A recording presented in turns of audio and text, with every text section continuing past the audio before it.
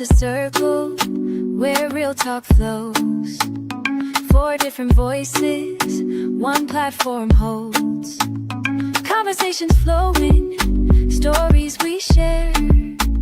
A space built on love, respect and care.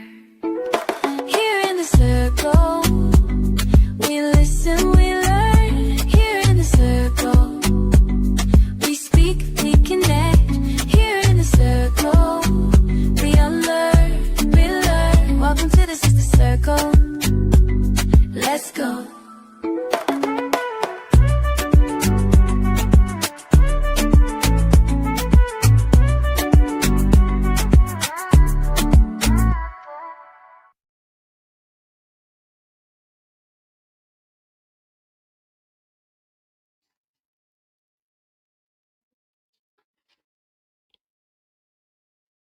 Hello.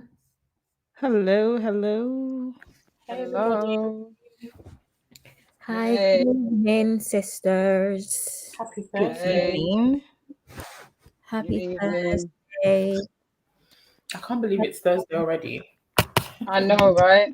Where's the week gone? The week How's has gone really everyone's quick. week?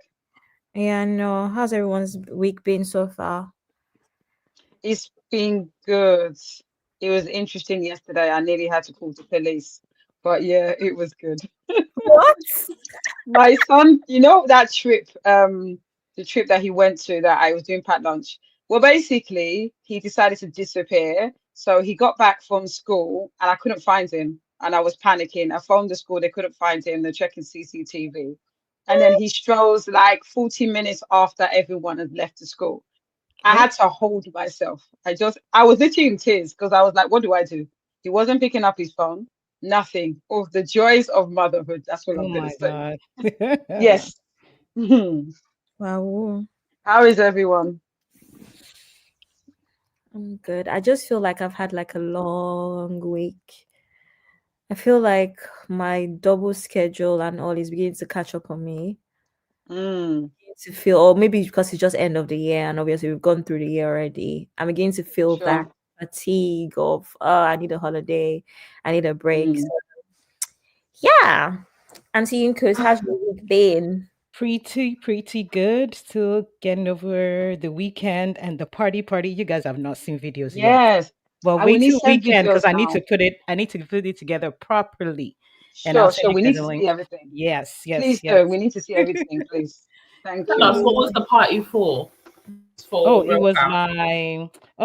my mother-in-law's 80th birthday. She turned 80 last week Wow. Sunday, and it was also their 55th wedding anniversary. Wow. Yes.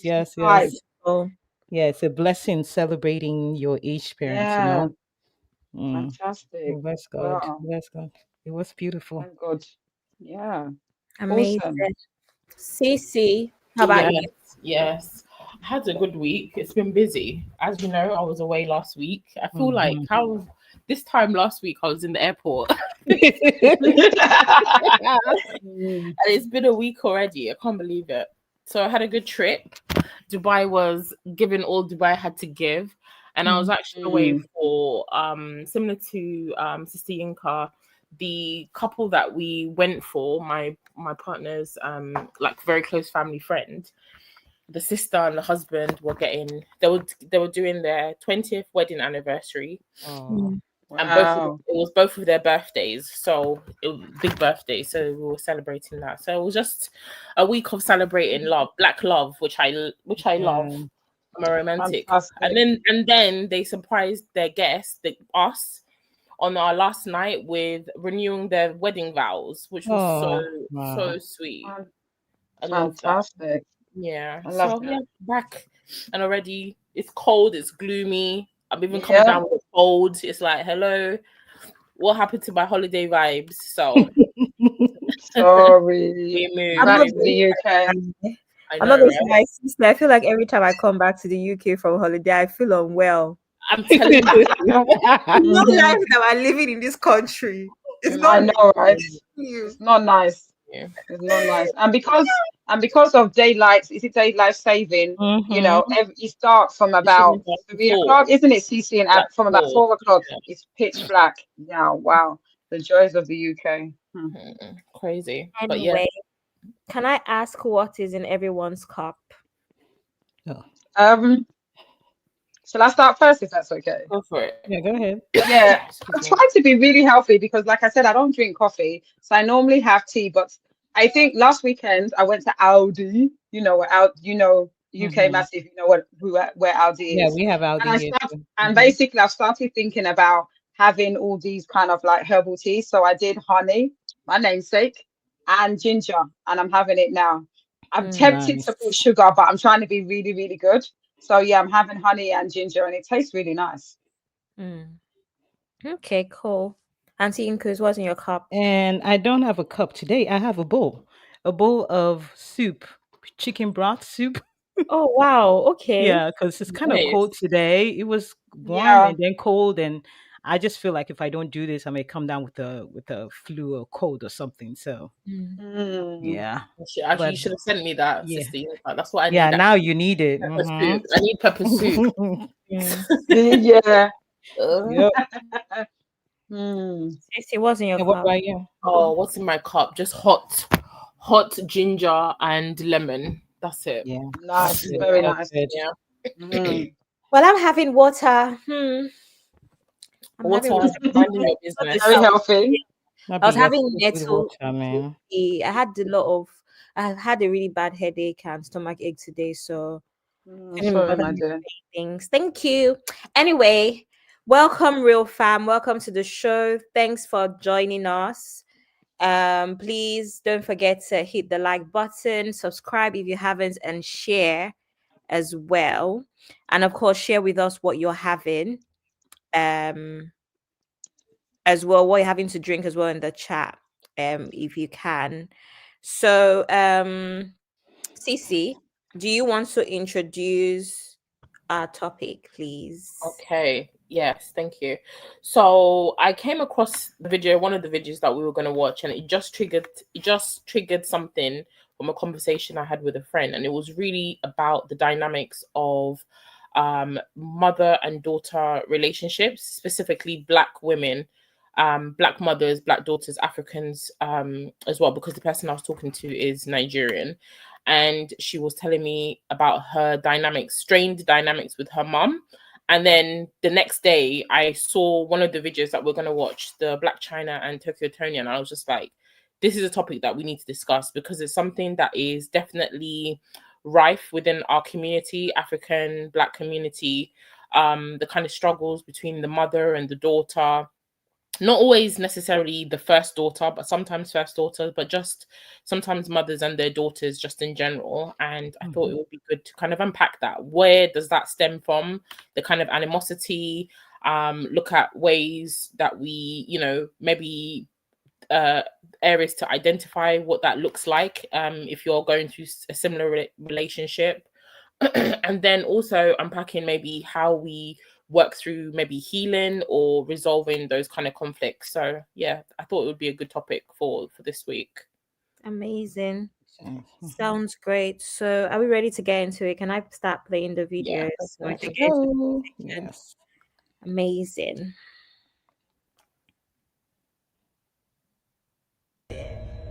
What? The way that you act, you don't see how you act why people don't want to be around you?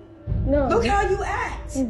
I know. You're a beautiful person. You come in here with an attitude. I don't have an attitude. Okay, superb. So okay, all that. What's up? What's your issues? I don't have none. You do, Angela. I don't. You do. You have a lot of issues, darling. One issue is you. Back It's up. f***ing you. Really? What It's is you. What might that be? It's you. Okay, come back It's again. f***ing you. So don't walk and stomp in here. I'll walk and stomp where I want. I did nothing to her, and she can't to this day explain to me what is it that I've done so bad. She's just being a bitch. You are disgusting sometimes. Like now, you disrespect everybody. Everybody. I've been telling you this for years. And I don't play no games with nobody. I'm real with everything. You wasn't ever there, so Let's get this shit over with. Cause I'm ready to get the ASAP. After this, I got a plane ticket, babe. What's up? Cause I'm done with your lies. You lied on me. And this is why I'm about to break the cycle. King and Dream will never see this. Bye. Oh, okay. They'll never see it. Good. They won't. Good. That's why they're not here. Good. That's why they're not here. I left all that like loud ghetto like all that ratchet behind. Like I'm not trying to like put that energy like in the air at all. So if you can't get with it, then you gotta get lost. Dreamy comes Saturday, Sunday. I don't have nothing to do with So that. wait, so this is why Dream's not here. You're a weirdo. Monday, A whole Saturday, weirdo. Sunday, You're Monday, Tuesday, bipolar. Wednesday. Mental issues. 5 days. You put your hand in my face again, girl. 5 days. You're going to stretch your ass across this So kitchen. You better keep your motherfucking hands on my face. 5 days. Don't touch me no more. 5. You do it again, I'm gonna rock your world in this mother. So rock it. You put your fucking hands on me again. So rock it. Put your hands on me again. Rock it. You a disrespectful So 5 ass girl. days. You disrespectful is what you are. I know. Yeah, you are. I don't care what your mother did to you. I don't care if she sold your to our army. You still better respect your mama. Why do you bring like you and China's personal family issues to the internet? Where else am I gonna bring it? Directly to China, right? If I could call her. So you blocked?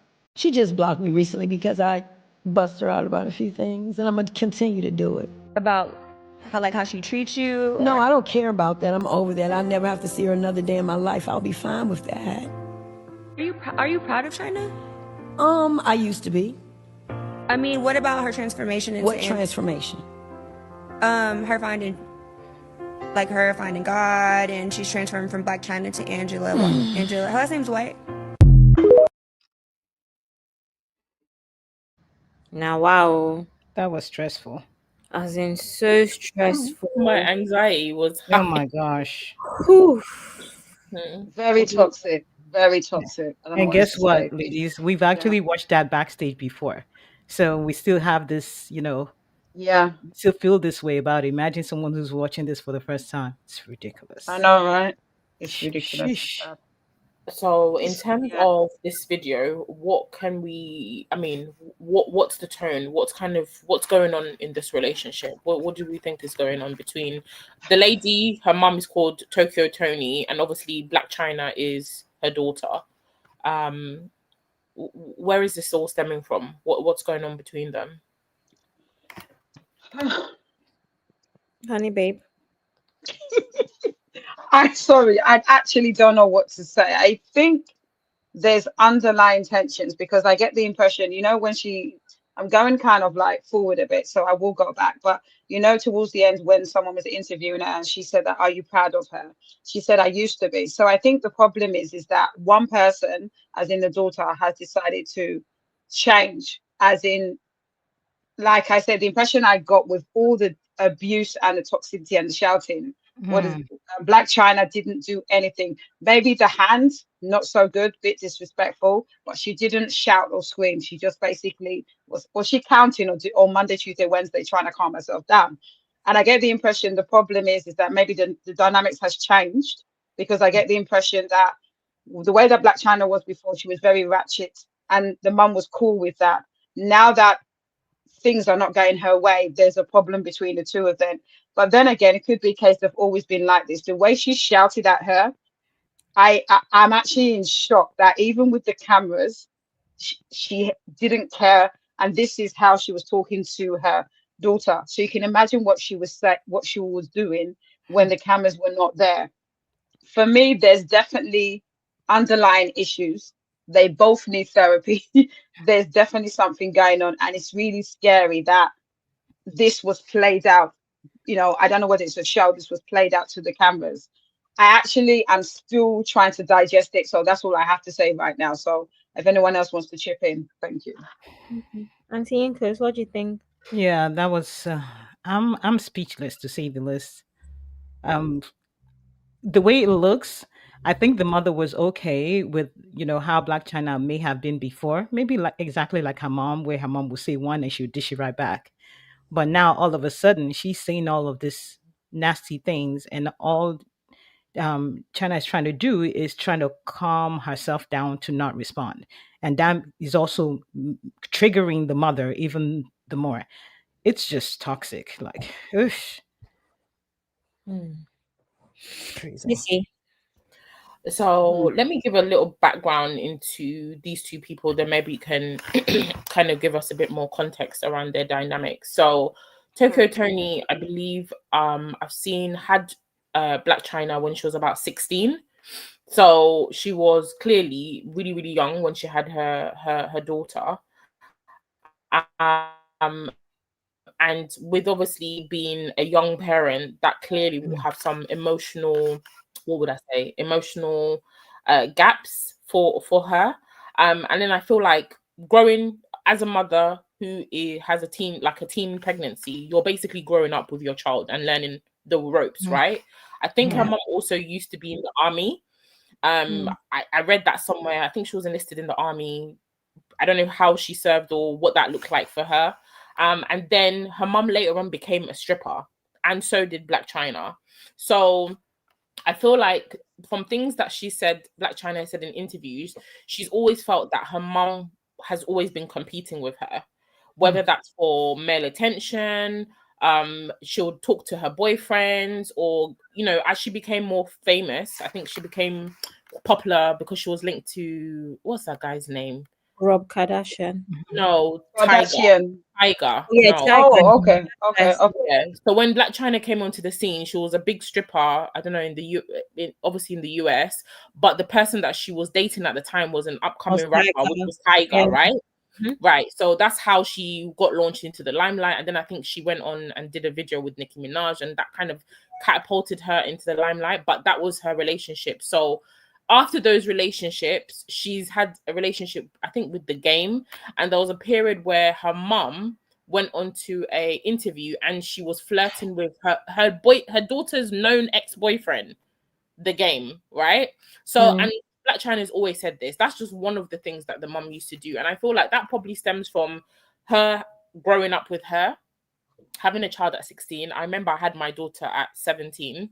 So I can kind of understand how it would be easy to fall into that pattern of growing with your child, but still having your very childish tendencies, and then also having the responsibility of being a parent. And if you're not correctly guided with good support system, I had a fantastic support system in my mom and my family, so that was not going to be my portion. But I've seen it with people that have had children very young. They don't have the emotional stability, and then they start competing with their kids because they're living their life as a teenager, but they're also bringing up a child, and that clearly will have some, I think, unresolved, maybe, what's the word, like you'll have this kind of hate towards the child because you feel like you're missing out, but then again, it's not She the took child your life from It's not the you. child. Yeah. I yeah. think I think the word is resentment. Is that what you mean? Yeah, I think there would be Yeah. resentment, but Yeah, and then definitely. obviously her own traumas as a mum. I don't know how she got pregnant at 16, what her life would have looked like, but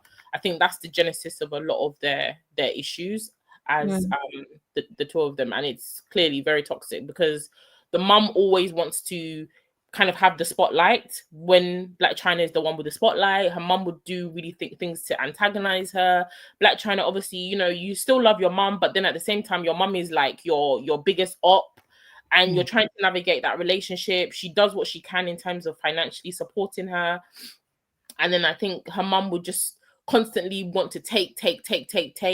And then when she doesn't want to give her mum anymore, she'll throw like emotional abuse, like I'm your mom, like I'm the one that I'm the one that gave birth to you. If I wasn't the one that gave birth to you, you wouldn't have any of these things. Totally negating all of her hard work that she has done to get to where she is. So yeah, I think that there's a lot there, but I think that's kind of where a lot of their problems stem from. Maybe the immaturity from the mum, and then having her daughter, and then also trying to live her life as well alongside having a child. Yeah. Mm. Well, it's just so sad. Okay, I'm going to play the next video. Is that okay? Yes, please. Yeah, go for it. Yeah, that's fine. Thank you. Of course, I secretly would rather see you struggle than do well for yourself. The more you struggle, the more you have to rely on me, which means I get to control you. I'm a narcissistic mother. Of course, I had children to cater to my ego. The purpose of having kids is to teach blind obedience to me, not for them to be their own people. I'm their ruler. I'm a narcissistic mother. Of course, you have to earn my love. I'm a narcissistic mother. Of course, I've been emotionally unavailable your whole life. I didn't become a mom to meet your needs, I became a mom for you to meet mine. I'm a narcissistic mother. I can only love you for who I want you to be, not for who you are. As long as you do as I say, stick beside me in my toxic behavior, and participate in the fantasy I've created in my head, you have nothing to worry about, my love. I'm a narcissistic mother. Of course, I'd rather impress strangers and give the idea of a perfect family instead of actually having a healthy family dynamic. I don't really care about having a healthy family dynamic. As long as I get to post and keep up my false image, I'm fine. I'm a narcissistic mother. Of course, I play my children against each other and make them compete for my attention. I can never let them have a close relationship and leave me out the middle. Never. I'm a narcissistic mother. Of course, I'm going to be a seemingly loving grandmother, but only to one grandkid. I have to use the same manipulative tactics I used on my kids when they were younger. How else am I going to get them to compete for my love? I'm a narcissistic mother. I'll never apologize for the way I treated you, but I'll blame you for the way that you reacted. I think everybody's saying the volume's pretty low. I think for The me, it's funny as the girl decided to do bedroom voice. There's no about it. It was quite low, yeah. It was, but it's crazy because I watched this video so many times. It wasn't low on my phone, but that's the highest. No, oh, we She's heard everything. she's doing Yeah. baby girl baddie. So that's the voice of a baddie on the internet. Not a problem. so I Anyway, she think it was was talking about this. narcissistic mothers, right? Yeah, Yeah, so she went. Yeah, basically she was. there's this trend on TikTok where you basically talk like that point of view kind of trend. So that's what she was doing Mm. and just giving different points of how uh narcissistic mother would behave pretty Yeah. much. So that's basically the video. I feel like so in terms of what's her name, Black China and her mom, their issue, I feel like sometimes unfortunately people don't grow past their trauma. And Mm. I remember, and it's just unfortunate. And I remember we've had this conversation backstage on the Real Fam VIP, where we talked about why parents, do the things that they do, even if we don't understand it. And if I think Honey Babe and I even had a private conversation outside of that a little bit about it as well, because I had Yeah. Yeah. pointed out that there's so many underlying issues that personally I feel like I have observed now that I Sure. know more. I spoke about neurodivergence. We spoke about even all sorts of trauma or even personality disorder that we're unaware Yeah. of. And I remember that Honey Babe reached out to me and she said, "Oh, if you want to think about it from even a Nigerian standpoint, for instance, where are the what's the word, Honey Babe? The resources, that's the word, Yeah. The resources and the available experts. for Yeah. them to even diagnose these things to begin with. One. Sure.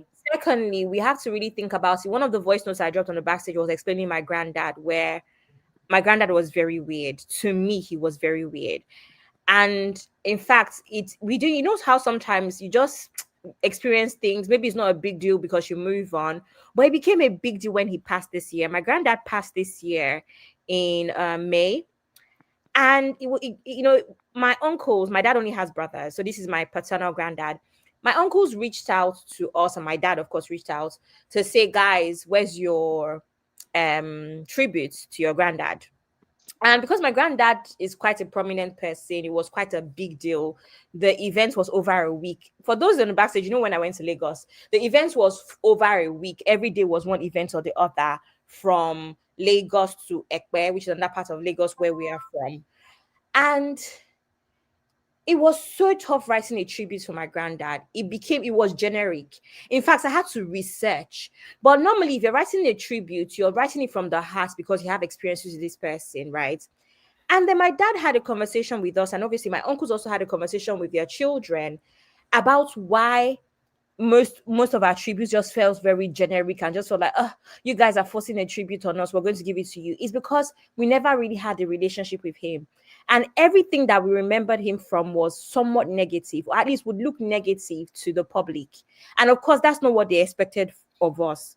He didn't do anything bad per se, but it was just that he never got close to us. I'll give you an example. If you call my granddad for his own birthday, oh grandpa, happy birthday, he'll say thank you, hold on for your grandmom.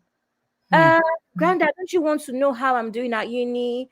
Don't you want to know how work is? Don't you even want me to ask you how your health is? Right? But my grandmom is the opposite. My grandmom is very, very sweet. My grandmom will call you. Even just 2 days ago, she called me on video call. She'll call you on video call. She wants to see your face and all of that. So she would try to nurture those relationships between us, the grandchildren, and my granddad. Growing up, we used to be so scared to go to my granddad's house as well because he was always something like you could never do anything right. But then again, I realized that there's so many things that he did or his own way of showing love. The one thing my granddad is going to do is give you lots of money unprovoked for no reason. One of those kind of grandparents that sweet is 100 naira and is growing up, or is this super yogo or whatever. Super yogo is like a popular yogurt in like sachets that we used to have back in the day. Is 100 naira. It's sort of person that would give you 100,000 naira for sweets, right? And it just dawned on me that at that point, it might not have made sense to a child, or to a child, those things are kind of like temporary. It's just sweets, right? After church. But now that I'm an adult and realizing that this man paid first year tuition fees for all the grandchildren, that's the only way he knew how to show love. And then I'm realizing that I know this man's what's the word? This man's upbringing as well. These are the sort of people that lived through wars. This is a man that was brought up by a British missionary. What does he know about love, right? So for him, as far as he's concerned, I've achieved this much. This is what I can do for you guys. This is my way of showing love. But it took me being older to realize that, that's kind of the way he is, and that's how he knows how to show love. Because at the end of the day, he's not like he's not doing what he's supposed to do for his children and grandchildren. He just doesn't know any better or did not know any better, right? And unfortunately for him, he had a wife who knew how to do that.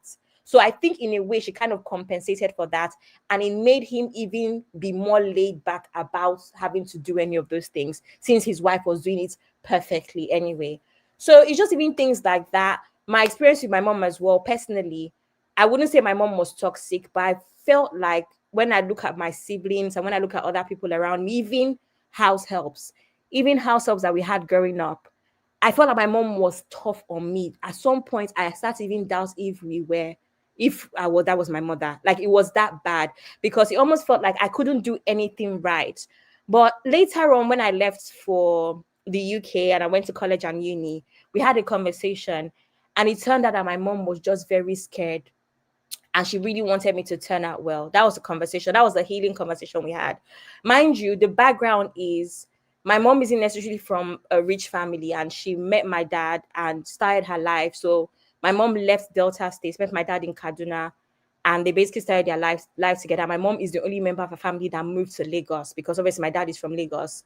So I think that for her as well, with the tribalism that she also faced with my dad's family, my dad's parents. My dad is Yoruba, my mom is Igbo or was Igbo. So the tribalism that she faced also made her feel like she had to prove to them that she was good for my dad in a sense, right? And also because there was also like a clear, should I say, financial gap between my parents as well. My parents' family, my dad's family was pretty wealthy, or my granddad's pretty wealthy. So I think that it was very obvious. It was a case of not only is she Igbo, she's who's her dad, that kind of thing, unfortunately. So it took my mom years to kind of get their love and their acceptance. So I feel like once I came in, and it also took them a while to even accept me because I was referred to as Omoibo, even if I'm my father's child.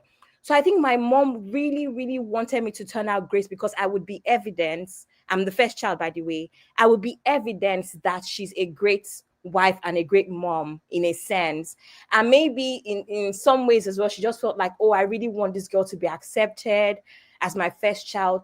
So it was, it took me a while to really understand her own trauma as well, because when I say tribalism, I don't mean surface level tribalism. I'm talking about tribalism where she could have lost her life. I'm talking about tribalism where I had a brother before, my actual brother now, that passed because of the treatment. Like, it's that deep.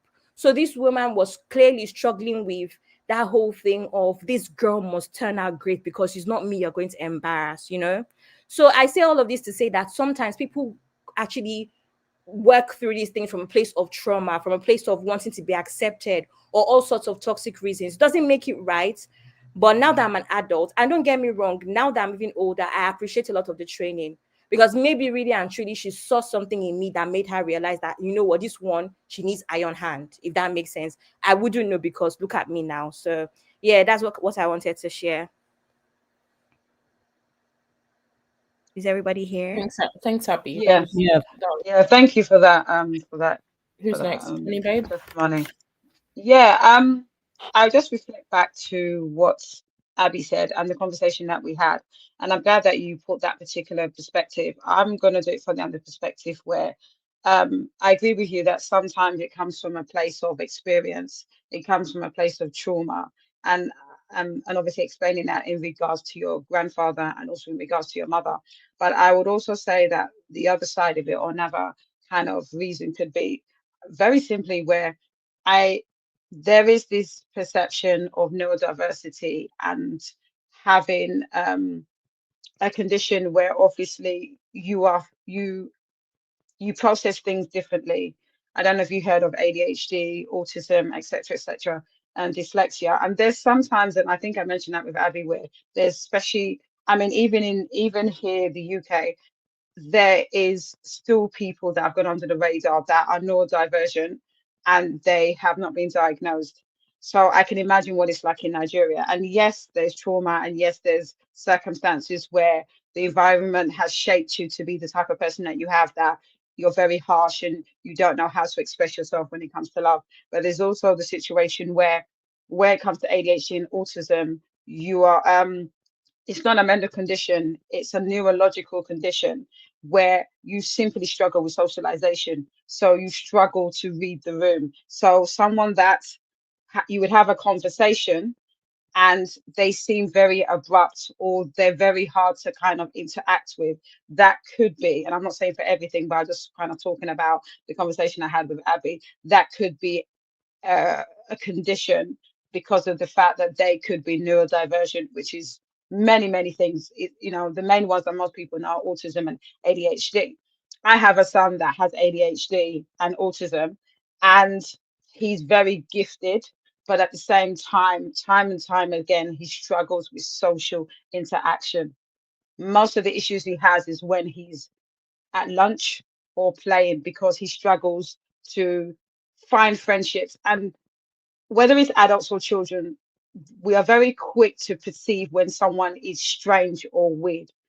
Do you understand what I'm saying? And I think for the person that is neurodivergent, it's a struggle, because people will look at you in a certain way that the social cues they can't read because of the way that they're conditioned neurologically. So I don't want to go for too long, but I think that's definitely something that I think that in Nigeria there must be people under the radar where, yes, there could be trauma, but there could be situations where they're neurodivergent and it hasn't been diagnosed, especially with the fact, as like I said with Abby, where there isn't any expertise. You have, to study to be a GP or to be a doctor is a lot. Then you now specialize when it comes to autism and ADHD. That's another specialization. That takes resources, that takes commitment to have the certain amount of experience. When my son was diagnosed with autism, in order to be diagnosed, you need 3 doctors. So you have 3 doctors that all expertise in their own fashion, and they have to make a majority decision to say that yes, based on assessments, based on interactions, based on observations, they think that this child or this adult is autistic. Now you can imagine how much each of those doctors, how much they spent to be a doctor, the loans and everything. So to have those resources in Nigeria is going to be very challenging, very challenging, because like I said, you have to do a certain amount of study. So I just thought I'd mention that, in the sense that I think there's that side of it as well. So yeah, thank you. Hmm. Okay, can I go, Go for ladies? it. Okay. Okay, yeah. Both. So, like Abby had said earlier, so someone passed away, I'm not going to say who, a few years back, and we were told to write a tribute as well about this person. Um, and for the life of me, I just couldn't. I got the message about the tribute, and then I just didn't know what to write. I asked my mom, I said, I really don't know what I'm supposed to write, because not until I got to the US, and started knowing about mental health, and all of this, things that may have, how people tend to act sometimes. And if you really take a good look at it, I am not a doctor, I'm not even in the healthcare field, but I just knew at that point that something was off. Meanwhile, when I was in Nigeria, I used to think that this person was just mean spirited for no reason. Like you wouldn't do anything to this person, and sometimes the person will call you a monkey and call you all sorts of names, go from laughing with you 1 minute to acting like you're the devil the next minute, as though you've really, really done something wrong to them. And I didn't understand why this adult would act this way.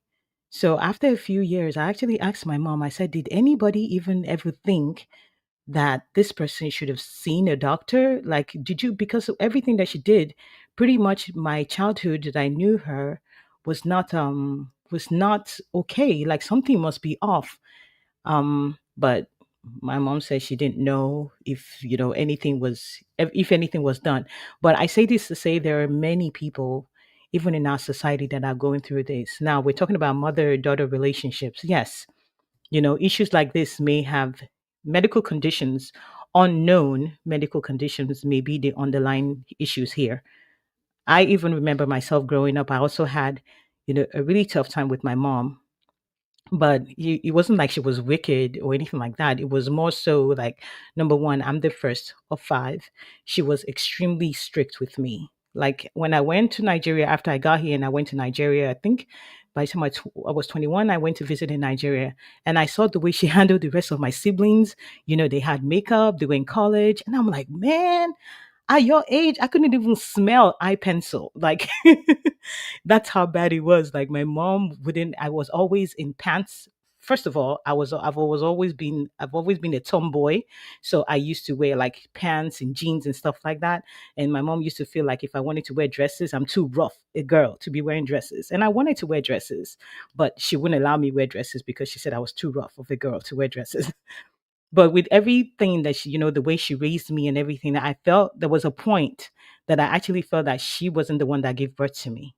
But I've come to realize that it's actually a lot of firstborns, female firstborns, that have actually felt like that one way or the other in Nigeria. I mean, the ones that I've spoken to. So could we say that it's also cultural in that sense? That's the bigger question here. So, because if a lot of female firstborns in Nigeria or in Africa in general have like a tough hand with their mother, is it a cultural thing to say you're trying to hold your daughter so that she doesn't go astray? Because for me, when I got here, I came here at 17. And I was pretty much by myself for the first time in my entire life. I've never been away from my parents before.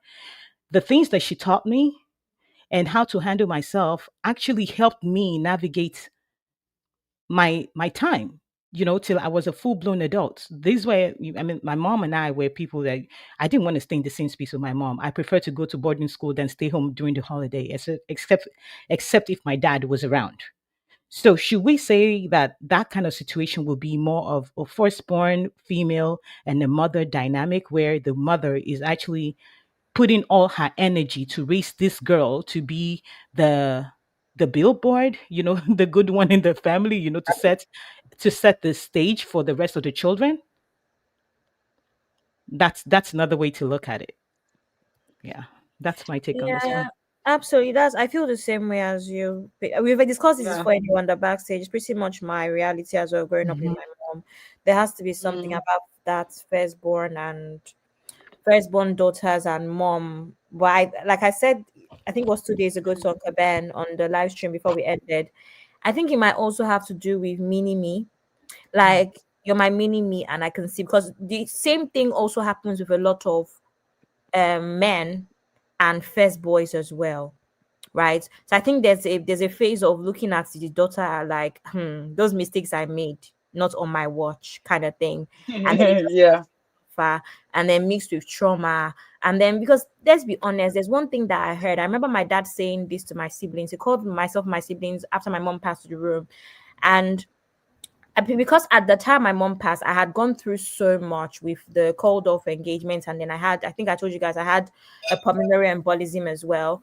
So my dad, I remember my dad speaking to my siblings and saying, "You guys have to cover your sister. There's a lot of battles that firstborns particularly go through that other children may not go through. Not necessarily whether it's spiritually, because most of the time, even from a spiritual aspect, a lot of Nigerian parents will say that first children are the target because it hits different if anything happens to the first child. It's almost like everyone's looking out for the first child to see what they're doing, how they're succeeding. Yeah. And in a sense, the first child, which most people will say is my womb opener, in a sense, also leads the way for the younger ones, in a sense, to, I wouldn't say to succeed, but it matters.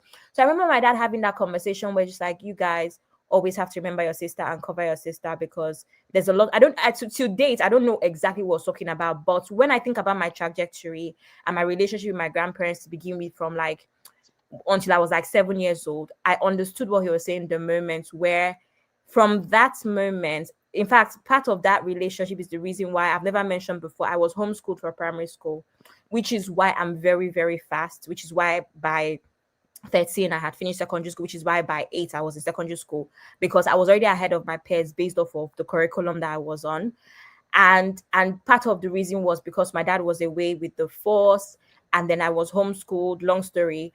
But a lot of that experience is very crazy, how it took me being top of my class and being celebrated, right, by strangers, for my grandparents to feel like they were missing out on being called my grandparents. I don't even know what I'm saying makes sense. So I can see why my mom was pushing for a certain level of success, because that was kind of what she realized would give her that recognition. So I think that that is kind of what goes through a lot of parents' head with their first children, is that you are going to be proof that I have done well in life, in a Yeah. sense. So yeah.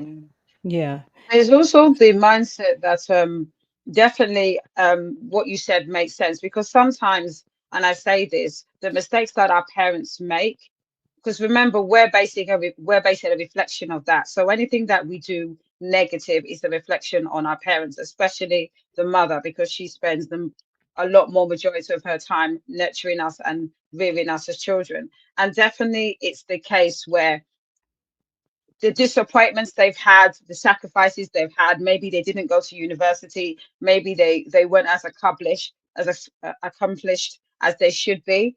Us as the daughter or the child, they will make it by fire by force. The fact that I never went to university, you will go to university, you will get a first class. So there's that extra burden. I don't think it's necessarily just on the firstborn. I think it's all children. I think that if you have 3 children and you've got a mother that feels that she was kind of shortchanged in life, she never was able to succeed in academically or in the workplace, she's now going to push it on all of her children. And so you've got the added pressure where you've got a mother that feels that her pride and joy are going to be all of those children. And by fire, by force, you dare not fail.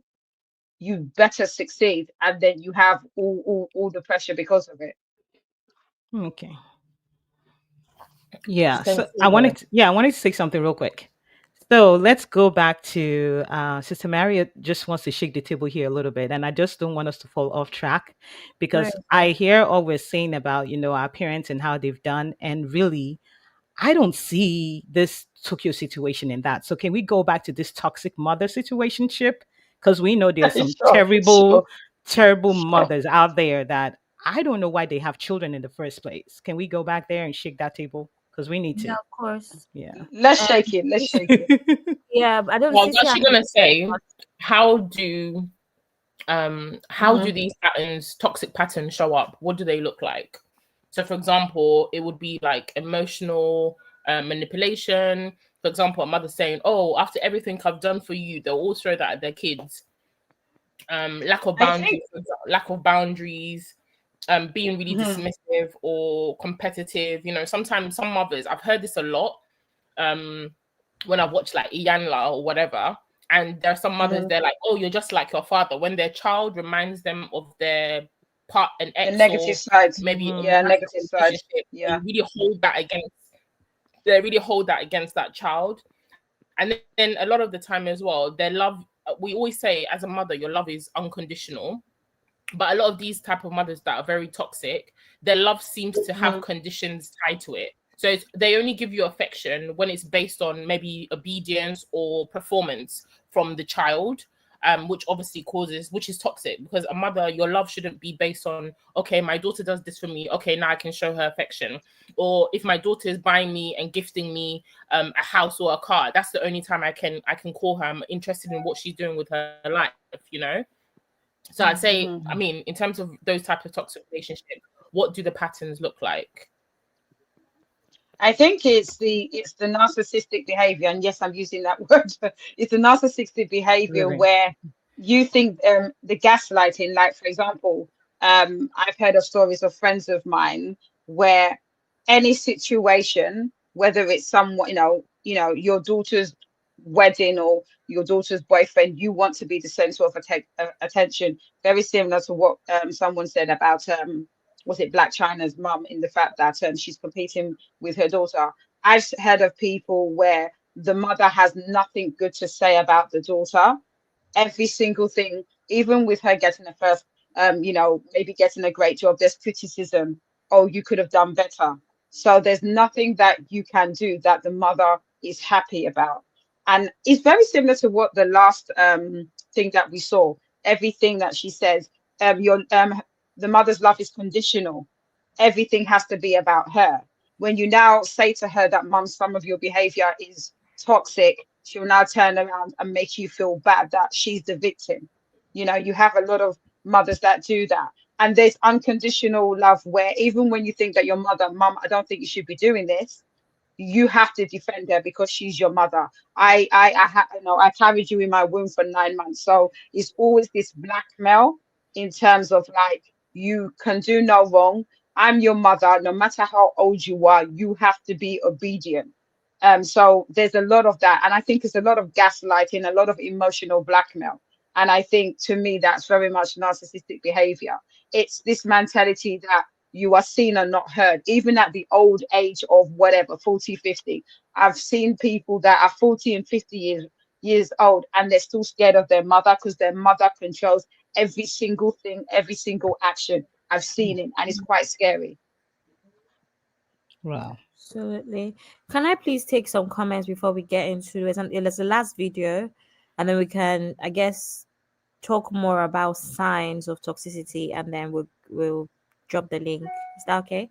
Yes. Okay. So Yeah. Tony says, I will definitely be using AI to write some people's tributes, honestly. And it's sad because tribute should be coming from the heart. But yeah. Inkechi AK says, welcome, sis. She says, let's not forget cultural influence and classify everything actions as traumatic. I agree some daughters experience trauma or negative treatment received from their mothers.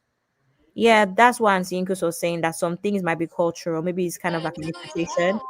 If your mother treats you a certain way, maybe that's how her mother also treated her. She just feels like that's what she's supposed to Yeah. do. Also, honey, babe, It's feeling something that you said, I think that I'm not going to lie, my own opinion. I feel like by my last sister, so I have a brother and a sister, but my sister, my mom was yes. tired. She was tired. She has been shouting for 20 something years at this Mm, point. She was tired. So my sister, I mm, remember I would call my mom and my sister would talk back. I'm like, hey, they talk yeah. back. Yeah. Where did they do that? Say, they in this house, we used to talk back. Or things like Auntie Inku said, my sister would do her was in her nails. I don't Yes. understand. They used to do nails in this house at 15. Wow. Oh, okay. So I think that by the time by the time I had left for uni, my brother had left as well. My Sure. sister, she was just there like, this is my last born. Oh, I'm tired. Let me just Let me relax. take, yes. Yes. I think that You funny you say that. Yeah, yeah. yeah. Funny you say that because the age difference between me and my sister is 7 years. And I definitely agree. There's a lot of things my sister did, and I said I really held on to resentment for my mum. We've obviously cleared the air years ago that she was very strict with me. But when it came to my sister, who's 7 years younger, my sister would talk back. My sister would do so many things, and my mum would just let it go, let it go. And very similar to what you said, I think my mum was just tired because she had me and my brother, and Mm, obviously there's a 7 year difference. But I felt so angry for a long, long time towards my mum because I felt that I was unfairly treated mm, compared to my younger sister. My sister's the youngest. Obviously, we've resolved it, but I think it does for some people. I felt very resentful, and I did harbor a lot of resentment. And for a long time, we weren't as close as we are now. So I just want to mention that. Yeah, definitely. Okay, so yeah, I've read that comment. Cool. And then Misty says, I think African moms are very tough on firstborn girl child. I can relate to what the panel is saying. I think their firstborn succeeding is their ultimate pride. Absolutely. And my experience with family as well is that they kind of put firstborns against each other. So, for instance, I'm the firstborn of my own immediate family, the firstborn of my, let's say, my cousin, firstborn of her own family. I feel like there's a silent competition Yeah, people don't talk there about. is. So every parent Yeah. is trying to win that that competition where it's just like, and particularly in my dad's family, I've seen it where I ended up winning the competition, and it's not funny. No, it's not funny because from being the Omo Igbo grandchild to being my look-alike, my grandmom's name is actually Aduni. That's why I like Auntie Aduni. So my grandmom's mom is Aduni. From that to Adunu Kekere, how you did not like me? Like, how am I like now? You look alike. I look like you, but I'm Omoibo now. I'm Omoibo. So how do I look like you? So that kind of also caused a lot of issues with my other Yeah. cousins as well, because they're like, how I'm not the first grandchild, by the way, I'm the fourth grandchild. So other people are like, how is it that the first grandchild, who's also a girl, does not look like you, but it is this Omoibo that looks like you?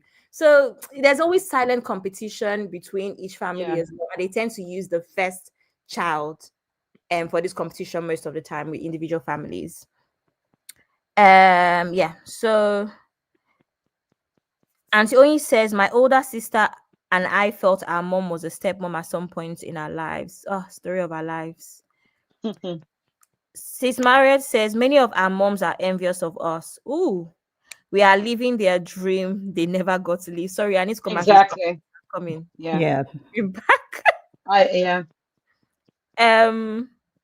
Nkechi Eke says, I concur with you, dear. Yes, firstborn daughters are treated differently from the younger ones because the saying is that if the firstborn misses steps, the younger ones will follow her footsteps. Yeah, that makes a lot of sense. Says Gypsy Hot says, there is this saying, a good child belongs or is a reflection of his or her father, while a bad child belongs or is a reflection of their mother. Yes.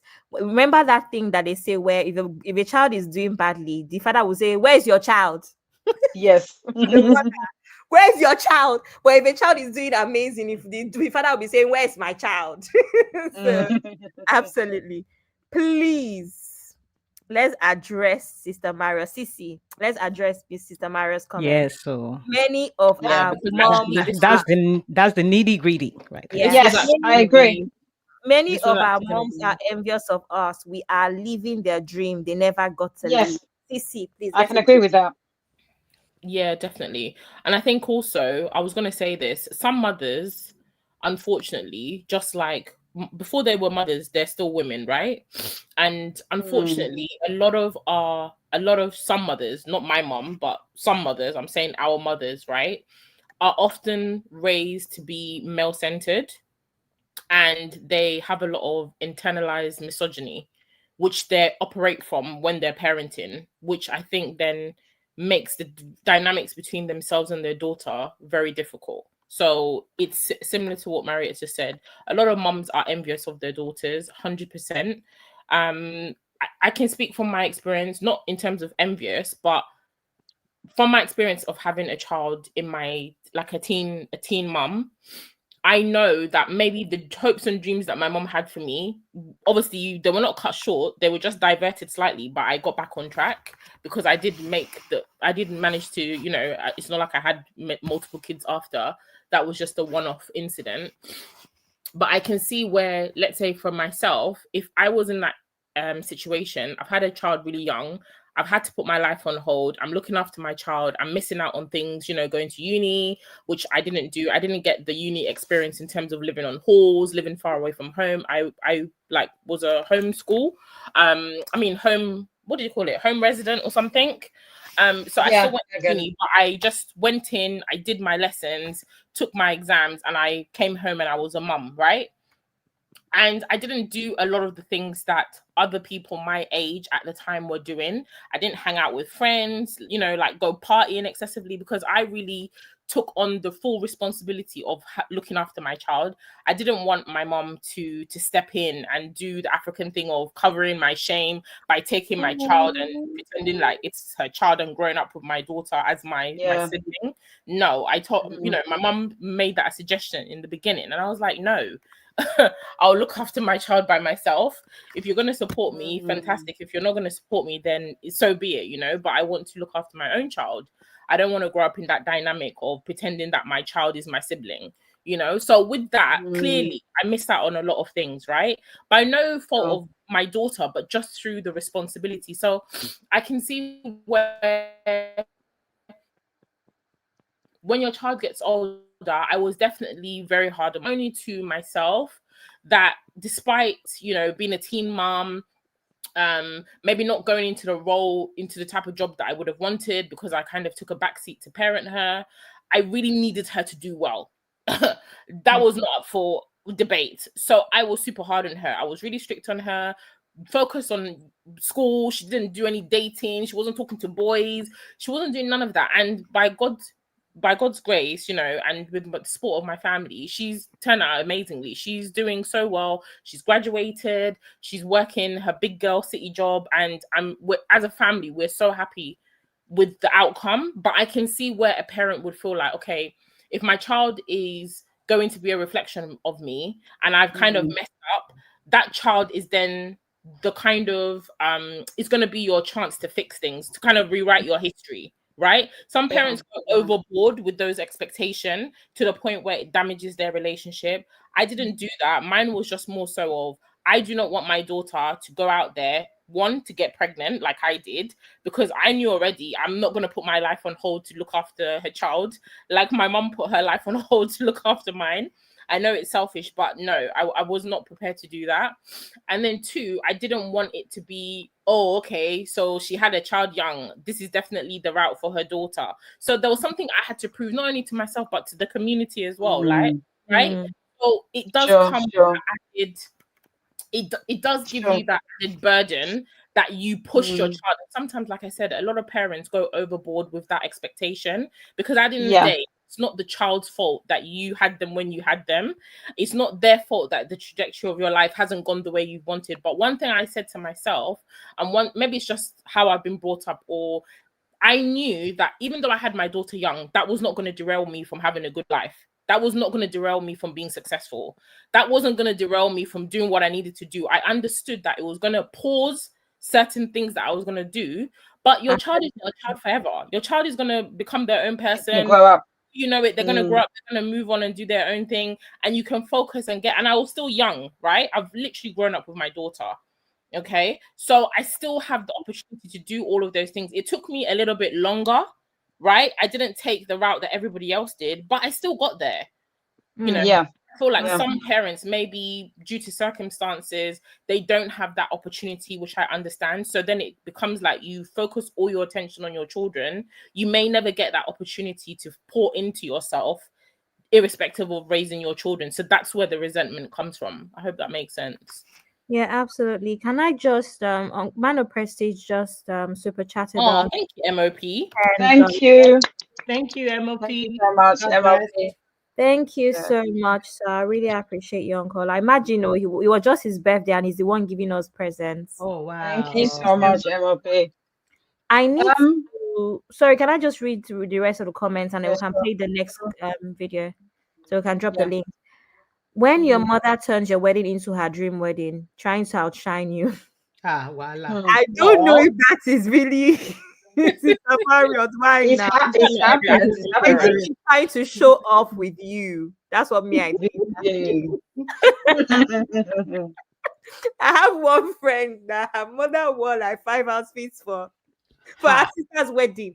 But Are you serious? the bride only had 3. So I was now wondering, 5 outfits when Is the their bride had wedding too? 3. That is so odd. Oh my God. Oh my gosh. Anyway, yeah, I already read that comment. Sister Dipsy Hot says it's like mothers. I can't see the thing anymore. live He's vicariously there through now. their daughters. My Finish it, screen Cece. You want me to finish it? It's blank. Yes, please. Dipsy Hot says it's like mothers live vicariously through their daughters. They fulfill their own unachieved dreams and needs through their children's activities and accomplishments. Absolutely. Can you guys hear I me? definitely. We can hear Yes, I you. can. We So we can. can We hear hear you, you. Abs. We can hear you, Abby. What's going on? We can hear you. Take the next comment, Abby. Yeah. Can you hear me, everybody? Yes, we can Yes, hear you. yes, Abs. We can hear you. We Loud can and hear you, clear. Abby. Yeah, totally. Oh my I god, think what's going on? since she can't hear us. Okay, so Hey. Missy is saying, for me, I just had to shine as she corrected all her errors on me. It's the facts. That's like me and my daughter. I'll be honest, I'm guilty of that, definitely. Okay, But okay, you know, right, cool. are you okay now? Sorry. Yeah. I don't know what happened. My screen went blank. Uh-oh. Oh dear. Take the next comment, Abby. Okay, cool. Thank you. Missy says, Abby, they get tired indeed by fourth or fifth child. Those last two babies even get to date openly. Yes, first boss can. Yeah, Hey. my sister that boy can speak out from the house. I was like, I was confused. They even gave my sister driver and Eh? car. They used to go and pick out from cinema dates. I'm like, eh? Hey. Hey, things are really happening in this house. So Really? that's what I literally used to say to my mom. I said, things are really happening in this house. But anyway, I don't know what happened to my This laptop is there. I'm well. now scared. Anyway, cool. Can I play the last video? The last Yeah, go on, go on, Abby. Fantastic. Okay. Welcome, Auntie Grace. Auntie Grace. Hey, Auntie Sorry, Grace. there's something happening because I also cannot even see Cool Mama's comments. Anyway, I'm coming. I'll deal with that in a sec. Okay. Allow your poisonous mother to turn you into her copy. It will never get better with a toxic mother, no matter how hard you try. The problem is your mother, not you. She will not improve or change. The earliest you escape, you will have more chances to save your sanity. One day, this will wreck your social behavior, your relationships, and your communication with other people, and might destroy your life. No one chooses his parents, and kids are not responsible for what happened in their parents' life. You can't fix your mother, and it's not your work to deal with it. One thing I can tell you from my own experience is that single mothers are the most possible candidates for poisonous parents. Your mother is damaged and poisonous, but that doesn't mean you have to take her poison. The only toxin that can hurt you are the ones you let in. Poisonous people are people in pain, regardless of whether they admit it to themselves or to others.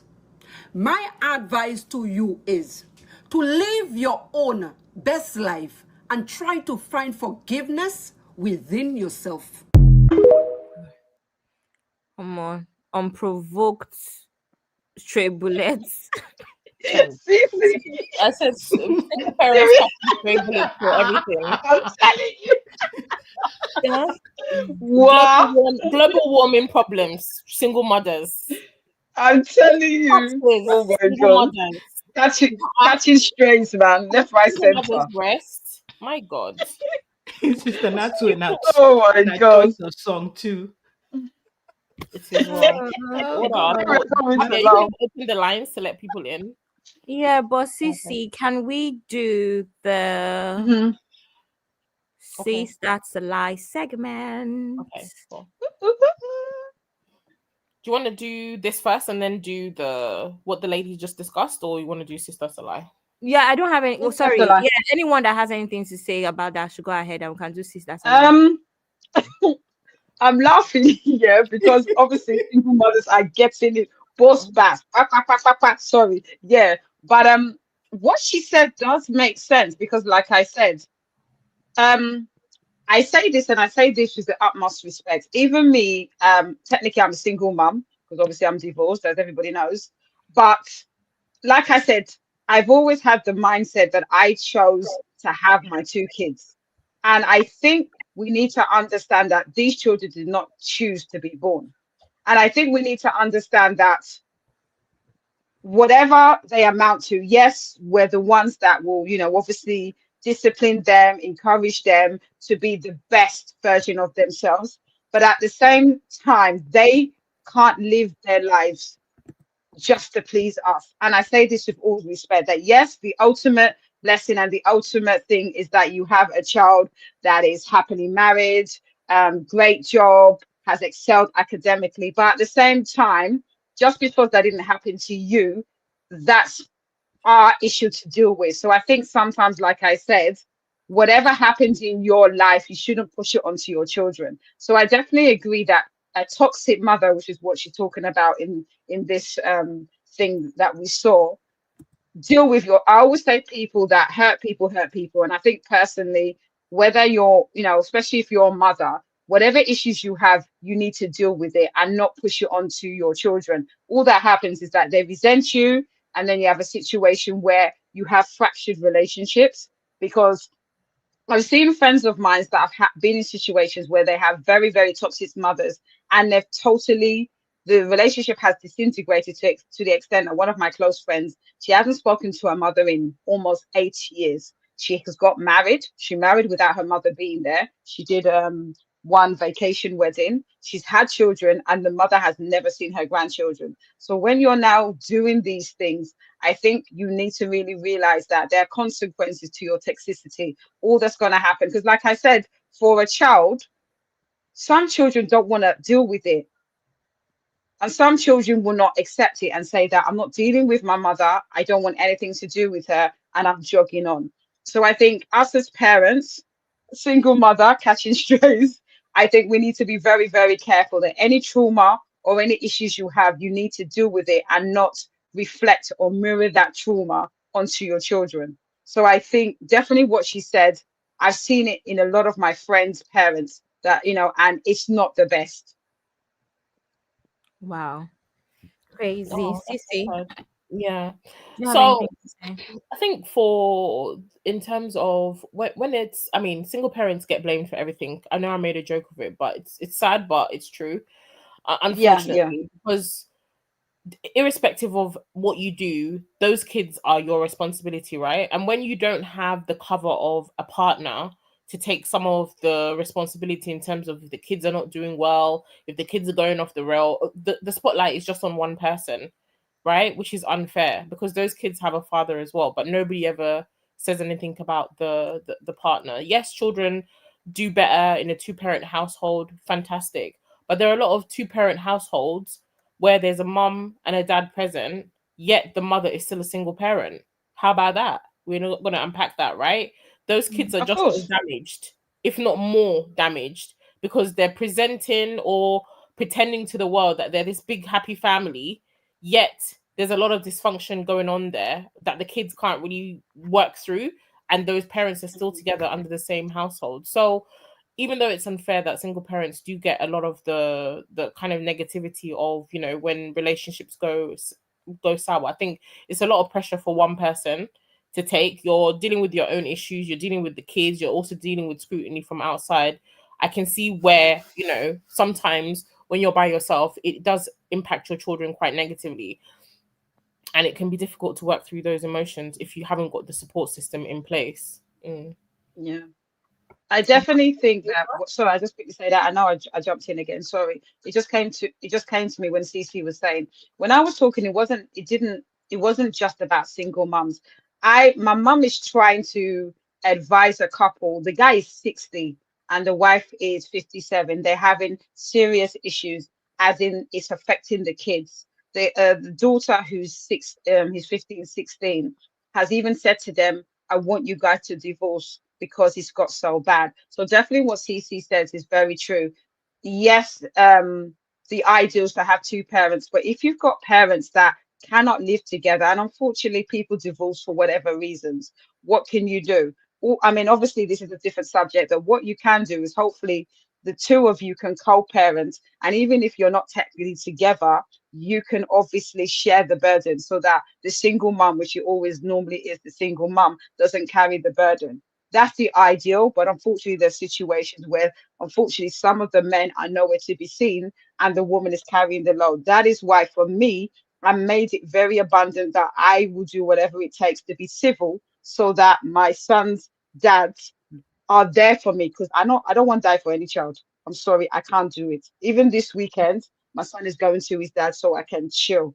So I think it's very, very important that regardless of what situation you're in, that you have a situation where you share the load when it comes to parenting, because parenting is not easy, and it can lead to resentment, and then it can lead to toxicity because the woman is carrying all the load. Mm. Auntie Inko? Amazing. Yeah. So about single parenthood, I don't have any experience with that, but I can say that I've seen a lot of single mothers and they're trying their best. They're really, really doing what they have to do. Now, are they growing from, going a lot? And let's go back to the younger single parents when we're talking about, teenagers or almost adults having children. They themselves are children. So, of course, they may have, they have the tendency of being, maybe you can call it toxic, because they don't know how an adult is supposed to act with a child, right? They are also learning.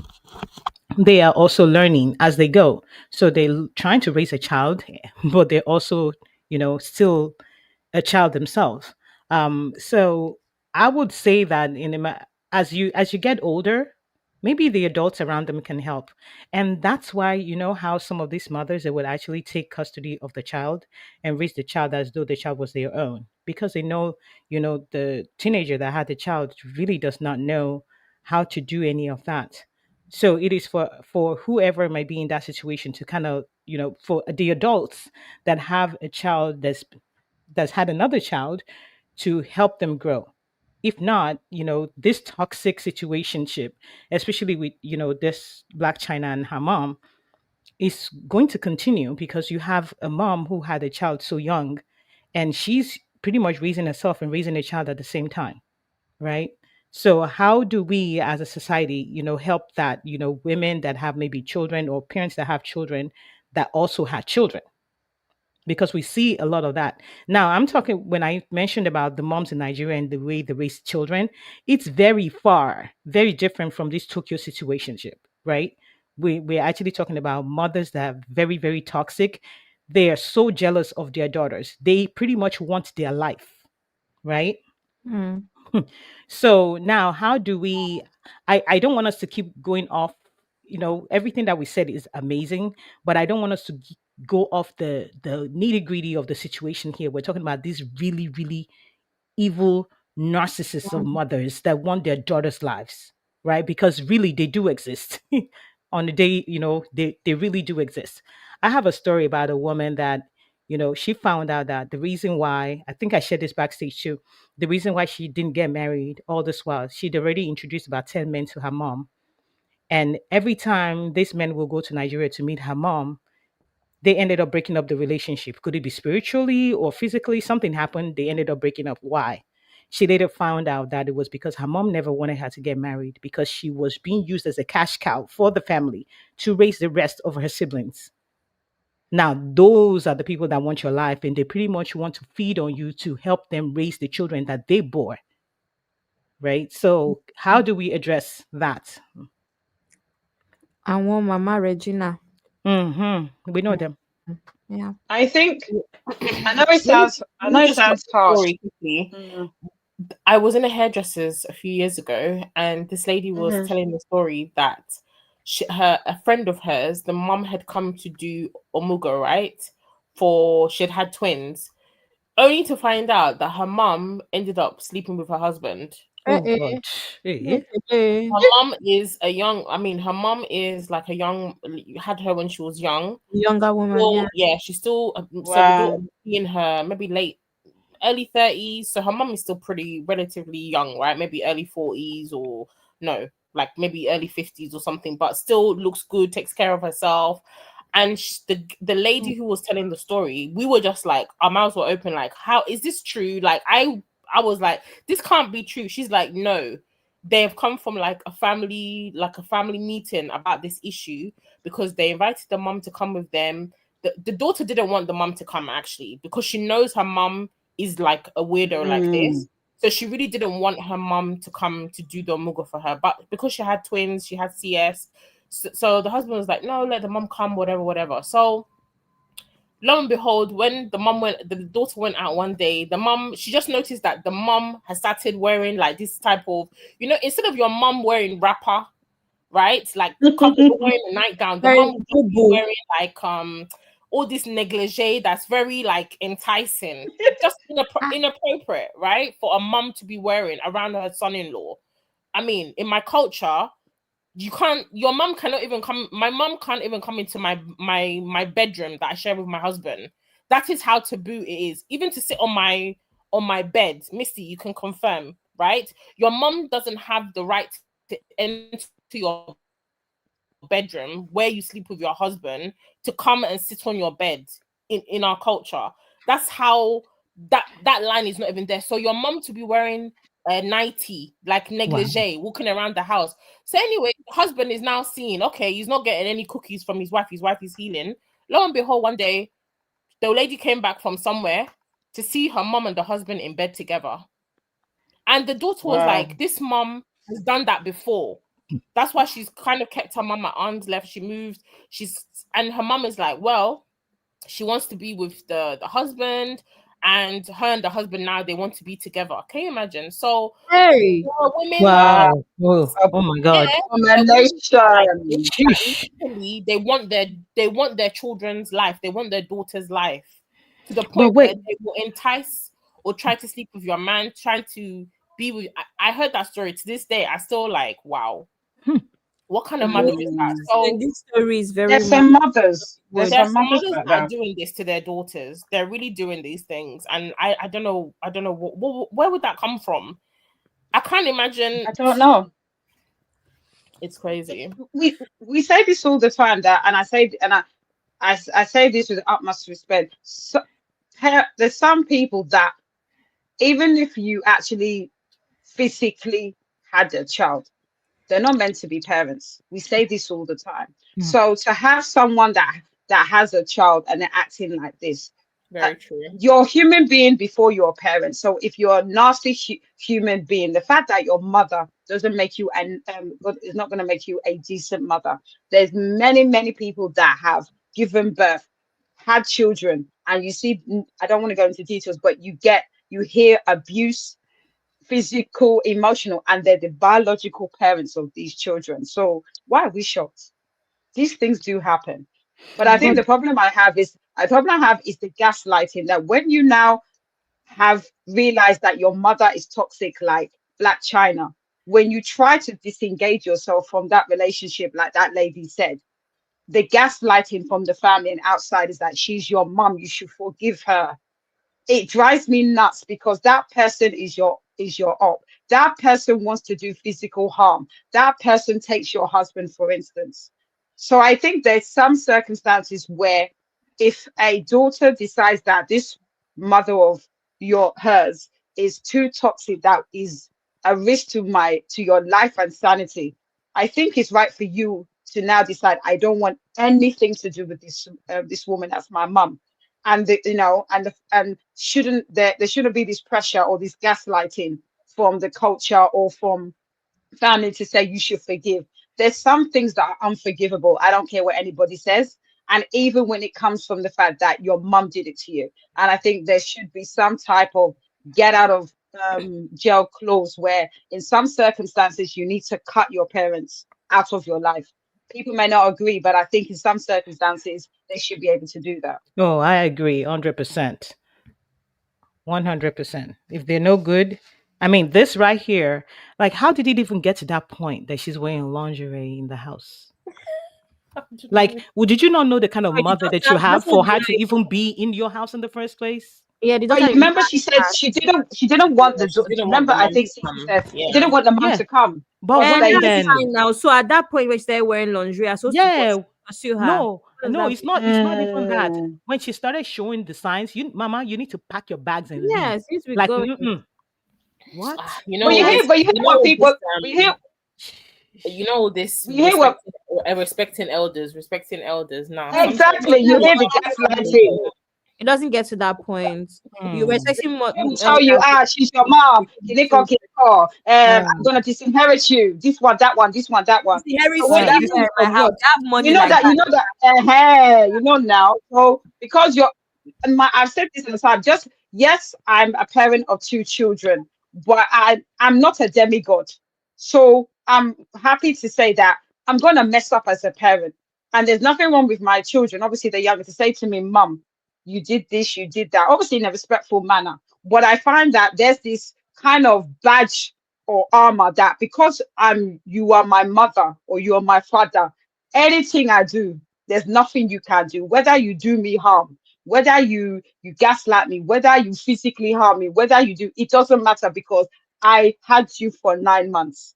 And I think I don't like that kind of mindset that because you're my parent, you can do whatever you want. No, you can't. No, you can't. If you're doing me harm emotionally, to the extent that that I need to get myself out of that toxic relationship, then I will cut you off, even if you're my mother, I was and you gonna should be say, able to. would you cut your mum off if you had a really toxic Yes, relationship? Ah. Cece, I don't think I've said. I don't. Abby, Sister Yinka, would you No, no, cut no, your no. mum off? I'm actually not spoken to my mum for 5 years. This was when I was 20 something, because there was a stage where I felt that the relationship was really, really toxic.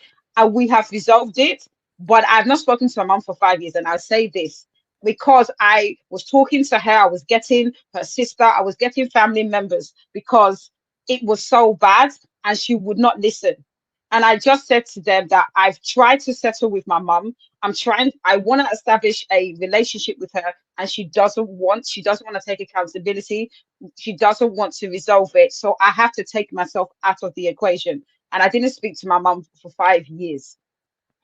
It was eventually after 5 years that I now spoke to my aunt that I want to reconcile. She wanted to. And almost 15 years later, we haven't gone back. But maybe that's what I had to do in order to resolve the issue. It's not for everyone, but that's what I had to do for my own mental health. So I've done it. Wow. Me, I don't Mm. know For if me, I can, but ah, obviously you don't know until you've been In that offended bad situation. bad Mm, enough, right? mm. But yeah, I don't know. yeah. Um For me, I can know. I can. Really? Yes, if the situation is Ah, toxic, if the situation is toxic like this, yeah, I yeah, can. yeah. Now, maybe 10 years ago, I wouldn't have had the guts to do it. But now, trust me, I don't need 24 hours to make that kind of decision. I can. Yes. Yes, Damn. ma'am. I will. I Anybody. think with I think when you're older, I think you don't take rubbish and nonsense. But I think Mm, for me, I think my mum has grown a lot because, like I said, I think there was trauma from the fact that she wasn't happy in the marriage with my dad. Remember, my dad was doing, everything now. So I was the one at home. I was the one that was closest to my mum. So I was getting it both bad. The gaslighting, and I love my mum, don't get me wrong, but she did a lot of emotional damage to me. mm, And we've had to reconcile a lot of that. And I've come to a place where we speak. She's in Cyprus, like I said, we will speak every single day. But we had to go through that where mhm, the relationship was totally fractured, totally broken, and we had to build our relationship again. Now, what I did, not everyone can do, but we have a more healthier relationship than we did 15 years ago. So mm. maybe that had to happen. See, for me, I love to give grace, right? Even my sons, my children, I tell them, I say, I sit them down once in a while. If there's anything I've done, that I maybe overdid it, maybe when you were younger and you feel like maybe I hurt you really bad, maybe you don't remember, but at some point I did something that was really hurtful to you. I'm sorry. I apologize. I've never been a mom before. There's no book for this. So it's especially for my first, right? So now I say this to say, even for our mothers, there are mothers that pretty much just gaslight you in situations. They just want you to just be at their beck and call. They want you to do exactly what they want you to do. Like you don't have a life of your own. Have I had my own fair share of issues like that? Yes. With my mom, yes. But it got to a point where I needed to open my mouth and speak for myself and go crazy when I needed to. to fix the situation. But thank God, my mom is not like any of these crazy ones or that this one that is wearing lingerie. My mom is here in my house. She works, she stays here with us. But my mom, as for the many years that she's been here, I can count the number of times she's been to my bedroom. If she comes upstairs and needs to see me for anything that is urgent and she can't get me on the phone, she will knock and I will have to answer before she can come in. That's even if she does, because she'd rather send me a message. So that kind of crazy mom, that one right there, of course, that's kind of mother you cut off and never talk to again. The one that held her daughter back from getting married to 10 different guys because she kept cutting her off because she wanted to use as a cash cow. That's the kind of mother that you block because you know that there's nothing you can do. I'm sorry. That woman can never wish you well. Every time that you do good, she would just look at you and have this sense of hate in her. There's no way. So having that kind of energy around you, there's just some people that you just need to cut off. That's just I it, agree. I agree. right? That's how I feel. Anyway, like I said, sometimes you just don't know until you get there, Yeah. right? Yeah. Yeah. So I Was can't there a third bit? Are we doing sis? We forgot that one. Sis is the lie. we did not Sis is forget. the lie. I'm waiting for everybody. I didn't forget. Okay. Here we go. Sissy. Sorry. What did you say? Sissy, what? You're See, distracted. that's What's a up? lie. Thumbs up if you agree. Thumbs down if you disagree. Yes. So we're gonna give you some comments. I think Cool Mama saying she can see your comments now. Good. Welcome back, Cool Mama. So the first one is generational trauma can influence how a Black mother parents her daughter. Do we agree or do we disagree? Thumbs up, thumbs down. What do we think, panelists?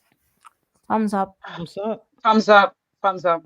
Up. Absolutely. Unfortunately, there's a lot of unresolved trauma. But do they even agree that it's trauma? You know another thing. I'm not even going to lie. Let me just say this. Yeah, I think Take the table. Nigerians like to suffer.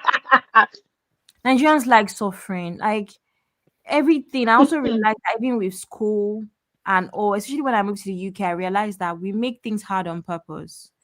We've spoken about this before. Remember that time we had the issue with WAEC and JAM and all in Nigeria, where I'm just like, we write too many exams. We just too many things. Even the education system is always something with these people, right? So I think that generally the whole culture is built for us to suffer. And that's why you see, even with our government, a lot of the issues that we're having, we almost get comfortable in suffering, where we can be talking about Tinubu today and be angry. Tomorrow now, Regina will start trending, will forget Tinubu, as if it's Regina that is your problem. Isn't Tinubu more of an issue? Because we're very into cruise. Look at this thing that's happening now with Tinubu and Trump. Look at how the skits they are doing and the laughing. They're like, is it funny? So I think Nigeria, we enjoy suffering, Nigeria particularly. I can't speak for anybody, any other country. Anyway, sorry, Sissy, I digress. Okay, and okay, so we agree that yes, that one is a thumbs up. The second one is mothers who constantly compare their daughters to others are helping them do better. Do we agree? Do we not agree? What do we think? No, I don't agree. Healthy competition is competition I not. don't know. In When it's constant, I said constantly. When you constantly do that, because I've seen it happen to friends, it's not good. It doesn't help. Healthy comparison now and then, but not. It says constantly. To me, I don't think it's healthy. I think it's a balance. Yeah, it is a balance, but I feel that most, sorry to say, Nigerian mothers, they don't know balance. They will take it to another level, and you end up hating the person that you're being compared with. Personally, they'll take it to another level now. Come on. I don't know, because I'm not going to lie. I'm not going to lie. For me, Go on, Abby. things I was pushing is because maybe I need to be better than everybody else.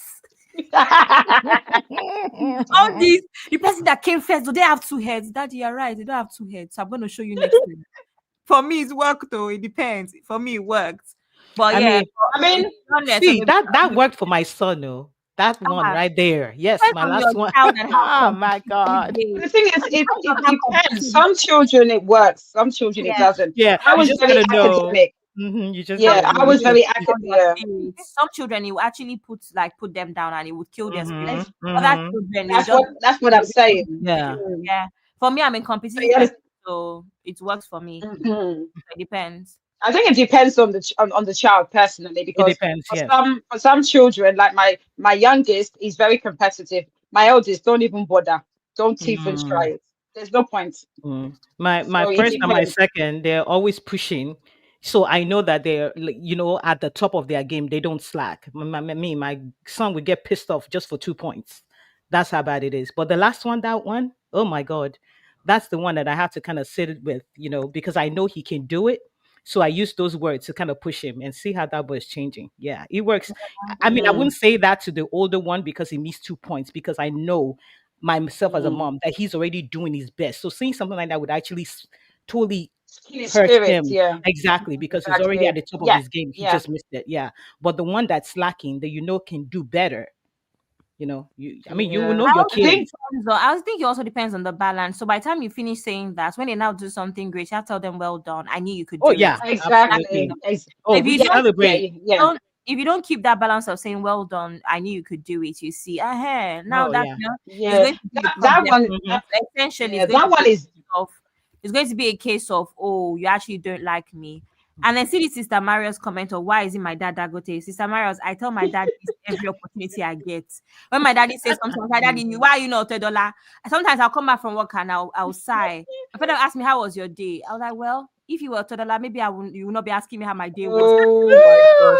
Give him back, and we will laugh about it. But yeah, I tell him all the time. Mm. Mm. Okay. Anyways, The third one is healing your relationship with your mother means pretending the past didn't happen. Oh no. hey. No, that's why that to me, if you want to, my example is that if you want to heal it, you have to talk about the past, resolve it, Yeah. apologize to each, do whatever it takes, acknowledge it, take accountability, and move on. But sometimes your parent will never take accountability, just in the My mother way had no my they mother yeah, behave. my mother had no choice. She had no choice because I've I spent so much time calling the sister, calling my uncles, calling everybody to mediate, and she didn't want to acknowledge that there was a problem. So I think when she didn't see me for 5 years, I think you have to get to a place where you have to be harsh for her to realize that I'm not going to continue with any relationship until she acknowledges certain things. So we had a family meeting, everyone, extended family, and we resolved it. That was 15 years ago, and we haven't looked back since. I think that's a good one, but I think a lot of parents, Africans, they will never accept whether you like. If you like, don't talk to them. And then Fair enough. Fair it's enough. something Fair that enough. it's something that they're never gonna accept. So is it more so that you as the child just need to sometimes accept people for how they are and learn to adapt as opposed to trying to force a change on them that will never happen just because they're just stuck in their mind in their ways. It may be healthier for yourself to change Um, yourself as opposed to trying to change them. no, I couldn't do it because when it was just me and my mum, I pushed past it. I would let it go. But when it affected my relationship, because some things happened, and it basically people were telling me stuff, and it affected the relationship. So I was, it wasn't about me. So when it got to the stage where she was doing stuff that was just affecting everybody, including my relationship, and even to the extent of alienating external family, I was like, I'm not having this anymore. If it's just so, I think it was like I can't keep covering up, I can't keep being the bigger person, letting it go, pretending it was fine. So for me, I just felt that I'm not going to be quiet anymore. And I'm going to be quite candid. I've resolved things with my mum. My sister, who's the youngest, she has issues with my mum and she doesn't speak to my mum. So you see where the problem is. So it was a pattern she did with all of us. I've dealt things and I told my sister, you need to have a conversation with my mum and heal. My sister doesn't see my mum. She doesn't even know my mum is married again. You see where I'm going now? Wow. Because she holds so much resentment. Mhm. So I'm trying to bridge that gap. Well, this is what happens when you as a mother don't want to take accountability. You have a child that doesn't want anything to do with you. So I think be very careful when you're saying that I don't want to take accountability, because all you have is a child that will just cut you out of their life, which is what my sister has done. Absolutely. Well, I only just became confrontational recently, so I don't know. I'm telling you, I used to be so Yeah. passive aggressive. So I only just had to say like, what's the worst that happened? Who's going to beat me? Nobody. So yeah. Okay. CC, myth number The next 4. one is, if your mother always needs to be right, you should stay quiet and just keep the peace. Mm. You know the Yes. funny thing, in this That's it. one, I will probably say yes, because I fight, I choose my battles now.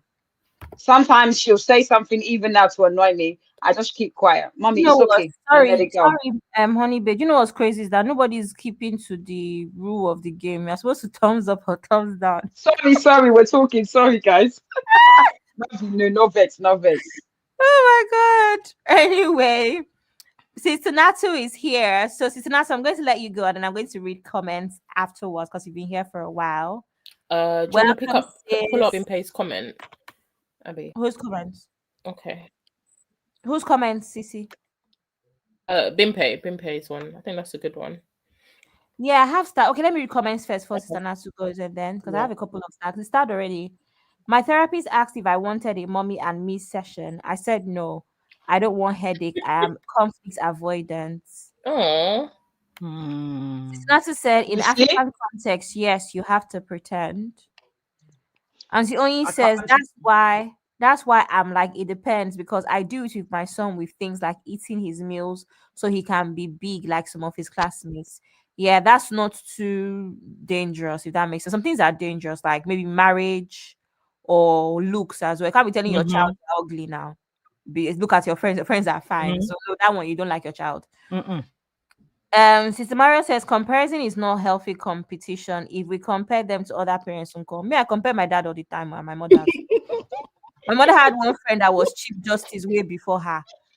And I asked her, why are you not Chief Justice already? I even know age mates. Even if she was like 1 year away from me before she passed, but you get my point anyway. Mm. Cincinnati says if you do that to a child with low self-esteem, you are destroying that child. Absolutely. Yeah. Yeah. This would never have worked with my brother. Mhm. He's too calm and quiet for this sort of thing. It's only me that this could have worked for actually amongst my siblings. Since the Bingpe says, me, I just accept my mom as she is, but let the past stay in the past.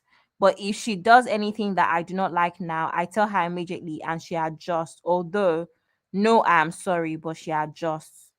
Ah, Ah, you will say Mm. that sorry, oh. Ah, you will you will say say that sorry, oh, you but will you will say say that it. sorry. If you Sorry, want me, us if you want us to talk about other things outside of what you did, you will say I'm sorry. I have to get me my too. sorry. Yeah, and the kids. Because when I was Yeah, younger, I'm the same. I didn't get a lot of sorries that I should have gotten, but now I'm getting my sorry. Uh-uh. Mhm. Yeah, I'm the same. I'm the same, Sister Yinka. You will say that sorry. Yeah, I'm the same. Yeah, my mom said to say sorry while I grew as an adult as well. To be fair, and same with Sister Gwimpi, I was able to speak up after a while. Because again, I think I calculated I'm in London. How can you slap me anyway? So Yeah. yeah, in Nigeria, yeah. I calculated, what can you do? Will you travel to come and slap me? I beg, let me say what I want to say, and I can just cut the phone and go to bed. Tomorrow we'll continue again. I'll be you bad girl. And so he says, I accept her too, but when she's wrong, I let her know how I feel. My mom is very conscious of the fact that we're her children, but are grown. It took me having to point that out to her. Absolutely. It's nice when they can at least listen. And Yeah, And adjust. that's Yeah. when some parents don't listen. No. yeah. I don't think Sanatu is here anymore. I'm Ah, here. no, she Oh. must come I back. heard you reading. I'm here. Ah, Oh, okay. I was hi, waiting for sis. you if I said ready. Okay, go ahead, sis. Welcome. Sorry. Hi, sisters. How are you doing Hey. today? Hi, Sister Hey, Sister Natu. Hope you're good. Natu. How are you? Good. Good. This shorter days, it's not in my favor. I don't like how. What time is it now? 5:09. Look, it's dark outside. Mm-hmm. What kind of life is this? Winter. But Winter life. so, this today's topic is so much needed. But I think African parents left the group chat because we have some of them that are 3 layers coconut head. Let me give you guys one quick story. My mom one day reported my younger brother. So you know how Abby was saying that these last born they do stuff that you'd be wondering. That's the same thing we'll be thinking. And then to make it worse, my younger brother is the only boy. So he and my younger sister had a part on a lot of stuff that we used to beat my mom on, and little stuff that we get beaten on all the time. So my mom one day was watching my brother. She now said that, ah, imagine your brother. I was talking to him. This boy tied his face. I went to the room and didn't talk to me. The next day he was still carrying face. When I now told my mom that that's her replica, she didn't like it. I said, that's your twin, man. That's your son. That's your training. We didn't train him. So why are you reporting him to us now? And she was quiet. She wasn't ready to accept that because, but that's the truth. A lot of stuff that we got corrected for, he didn't get that. Do you understand what I'm saying? And now he's rebelling on some things and he's displaying some attitude, even though the boy is doing amazing. But there's some things that he does that he will just be like, Mom, it's you, you know? But like we were saying earlier, it's not all parents that can take it. Some parents can take the correction, some parents cannot. Some parents will chew eyes, they will chew rocks before they will tell you sorry. I Mm. grew up with my dad apologizing. That's how we grew up. My mom takes her forever to apologize. My mom does not ever apologize. She just offer you something. But my dad would be quick to tell you he's sorry. So I grew up with that. Do you understand? So also talking about mothers that are jealous of their daughters. One of my brothers in the US here, my brother by association, dated this girl that was from a single mom. Her mom had her when she was, I think, 15 or 16. This boy spoiled this girl silly. They dated for 2 years, and in 2 years, they've been to like 56 countries. He's the reason why this girl started wearing like brand new clothes, designers, anything he sees, anything good for her, she wants, he swipe his card. Like he's a medical doctor, and then he does real estate. He's making his cash, cool cash. And they plan on getting married. They did the engagement party. We turned Brooklyn upside down that day. Only for the girl's mom to call off the wedding. You know what her excuse was? She told her daughter that Nigerian guys that used to marry girls in America have wives in Nigeria. Mm. This guy left Nigeria since he was before he turned 15. Oh. Please explain to me. Like he has his affiliation to Nigeria is not even that much. That's how this woman ended up this engagement. She didn't agree. She didn't let her daughter marry him. Her daughter wanted to marry someone, and the guy cried after 2 years of marriage. The girl Every doesn't time have I see him, sense. Sorry. huh? I'm sorry, Stanat. I guess I'm just pissed off. I said, did the girl not have sense? Like, No, because no, but that's how toxic some parents are into their children's life. You see how we're talking like now, we say that sometimes when our parents do wrong, we call them out. I have one of my mom's younger sister, hmm. like her kids, she has 3 kids, two of them are married. She's still trying to control their marriage from outside their own house. Do you understand what I'm saying? She's still having that coconut head. Like they don't even have the balls to call her out. They don't even have the balls to correct her. One of her sons was lamenting one time about how she does things, like she's trying to control them, compare them with other people. So if you're trying to compare your kids with people like let's say school wise, I really wouldn't mind, but also you have to understand that people have different level of like their IQs are different. You understand what I'm saying? So you can't just try to destroy your child's self-esteem because you want them to be like other kids. And then especially after they graduate from school and they start working, we're not all on the same path. For some people it might work well, for some people it might not work well. So she is finding it hard to deal with that, especially because we have one of our cousins that is the same age me with her son, and I think his salary in a month is over 5 million naira, and her son is never not even close to half a million, and she's having a big issue with that, and she's trying to like push her son like you can no, but no, they're not the same people. So her kids are lamenting over that, but you're still outside. So imagine somebody is outside, you're sick, you have stroke, just because of how much trouble you make, your children could not take you to their house. They let you stay in your house. And because you have one of your siblings that stay with you, you will not let your children hire a nanny for you because you are helping that your sibling. So the sibling should help you back and return as a payback. Do you understand how toxic some people are? Mm. That's the kind of people. So the last one that I wanted to share when you guys were sharing this story is another cousin that I had. Listen, I have plenty toxic family members. But me, I'm not passing it to my children. I can't do rubbish. The mom, see, a lot of our parents, right? Until we start calling some shit out, and start cutting some shit out and start detoxing ourselves from some certain kind of like generational trauma. We're going to pass it to our children. So I have this aunt that her life is church. Her money, she can use a 1 year salary and sow seed. So apparently her child went to school abroad, and the dad was like, "Oh, I can't fund the whole thing. The money that I have will not fund for 4 years." She was like, let him go. Wherever you stop, I will do the rest." She read that they had an agreement. When the husband's turn was over, it was for her time for her to take over. She said she didn't have money. That's how this guy was deported. And then this woman, every time she'll be among people, that this guy's name will be called, and people will be saying how he went abroad, wasted his parents' money, came back, Kimikon, Kimikon. Only for us to find out a few months ago that the mom was the reason why he was brought back. But now she's retired. There was a time she took a loan of 500,000 for him to do something, something, and the thing didn't work out. Now she's tying that rope around his neck, like, "Oh, I took a loan on your behalf, and now I'm crippled, and now you are married." He's not working, he's just doing little here and there and there and there, small kind of like hustle business to raise funds. But now she's going around telling people that the child is not taking care of her, that people should talk to him. I'm Yeah. telling you. So one day he got upset. He told her, he said, "You know what? The highest you can do is to, and it's not abuse. What's the word? Is to swear, Abby." He said, "The highest you can do is to swear for me. So go ahead and do it." That was the level, that was the extent she has pushed him to. He said, "You can't gaslight me anymore. I'm not going to fall for your manipulations. I can do whatever I can do. If you're not okay with it, please, whatever you want to do about me, do." And that's her only son. She had only 2 kids. So I think I had this conversation with one of my friends, I think it was 2 weeks ago or so. I said, there are some conversations that African parents are not ready for. Because the day some of their children will sit down and start talking about some things and some shit that they did to them, I don't think the parent will be able to take it, because sometimes some of the dysfunctions, some of us, is a result of the parenting that some of our parents have given to us. Do you understand what I'm saying? Some Mm. areas that they failed, that they refuse to take responsibility that they have failed. Some areas that they didn't do it right, or they didn't refuse to restrain themselves and say, "Oh, this one I did it, I didn't do it right, or I should have done it this way." No, whatever they do, they should just. That was when you ask that question and say some of the issues, parent, blah blah blah. Should we just consider it as it didn't happen?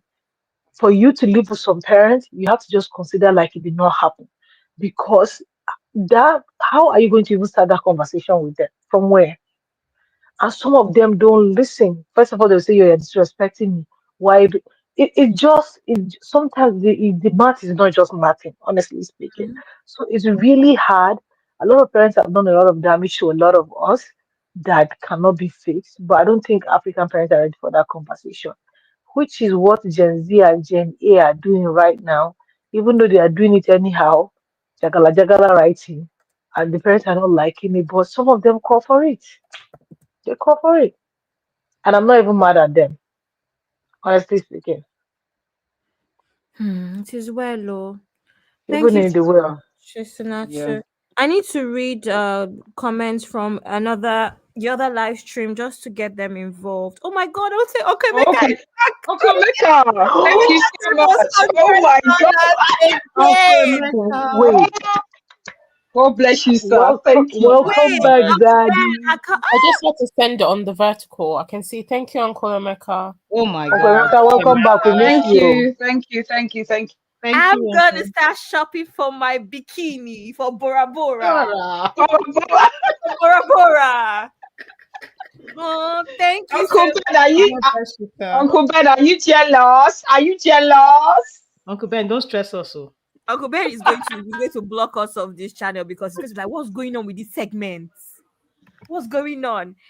Anyway, I was going to read a comment from I don't know, Bob 69 on the vertical says Nigeria in bad reputation.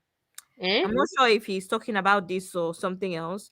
And then another beautiful lady called Lovely Nem 8844 says sometimes last borns get away with stuff because the parents are so tired by the time they are raising child 4, 5, or 6. No, they Absolutely. lie. Nick said Absolutely. that So that- Very, earlier. very true. And She's then spot on. And then Zaddy super chatted us 99.99 99. $100. Thank you so much, Zaddy. For those that are wondering on here, there's another live stream. There's another version of the live stream that is streaming on, so that's why you can't see what I'm talking about right now.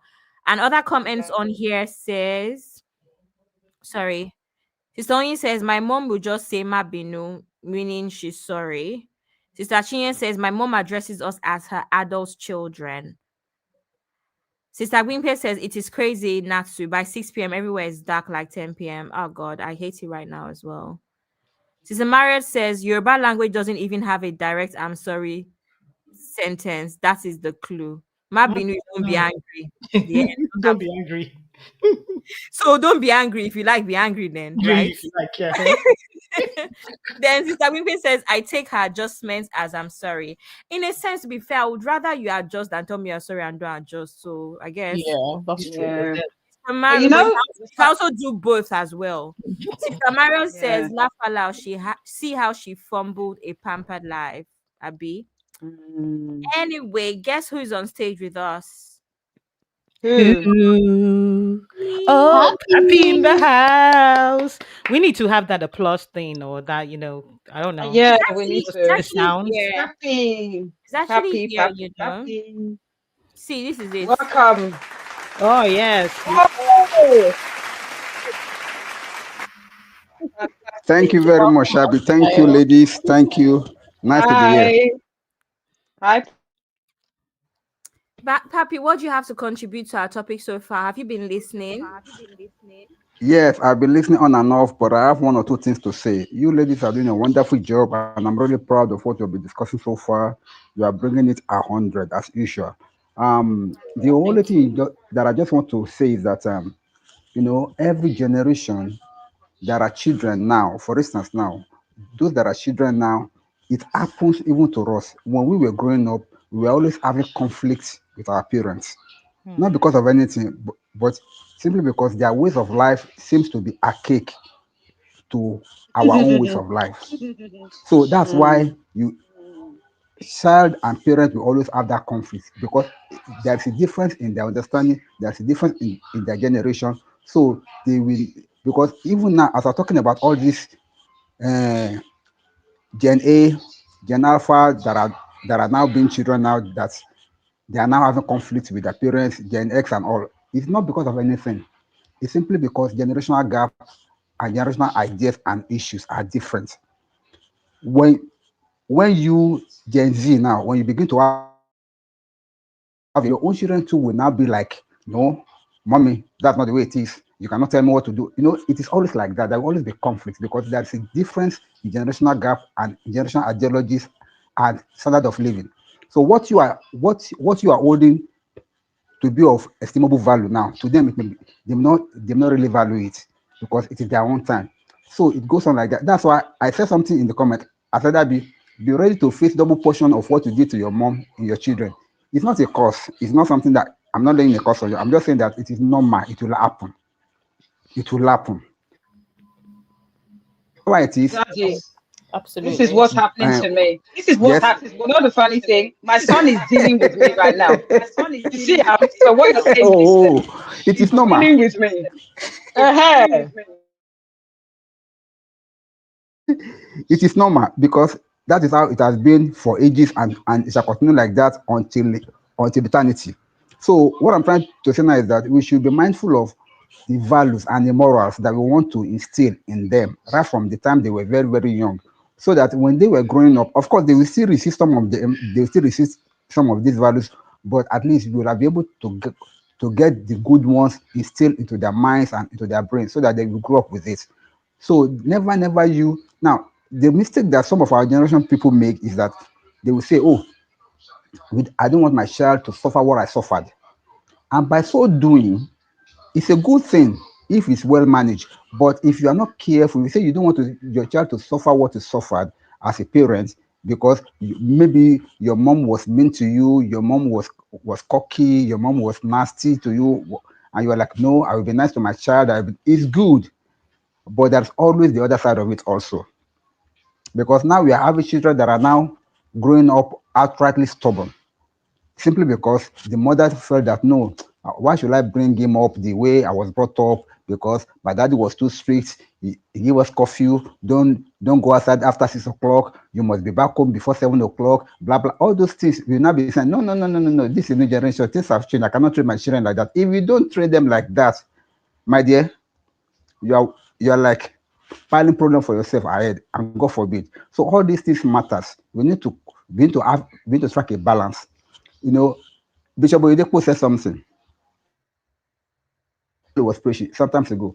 He said that egg is a one-time thing that normally fry in their house Hmm. while he was growing up. But nowadays, the children want egg at breakfast on almost on daily basis. And Hmm. you now have to stop and say, if any of you want to eat egg, go and lay it by yourself. He's not going to buy egg in this house again. No, there are some things that you will do to show this your children that come. It's not always like that. Not because you cannot afford it to, but you have to let them learn some discipline. Of course, Yes. they will not like. I mean, they will not like you for it. They may frown, they may cry, they may shout, they may do whatever. But just like Abby too said that when she was having conflict with her mom, she did not realize it until later on. She now begin to now appreciate the way she was being brought up. Every child will rebel.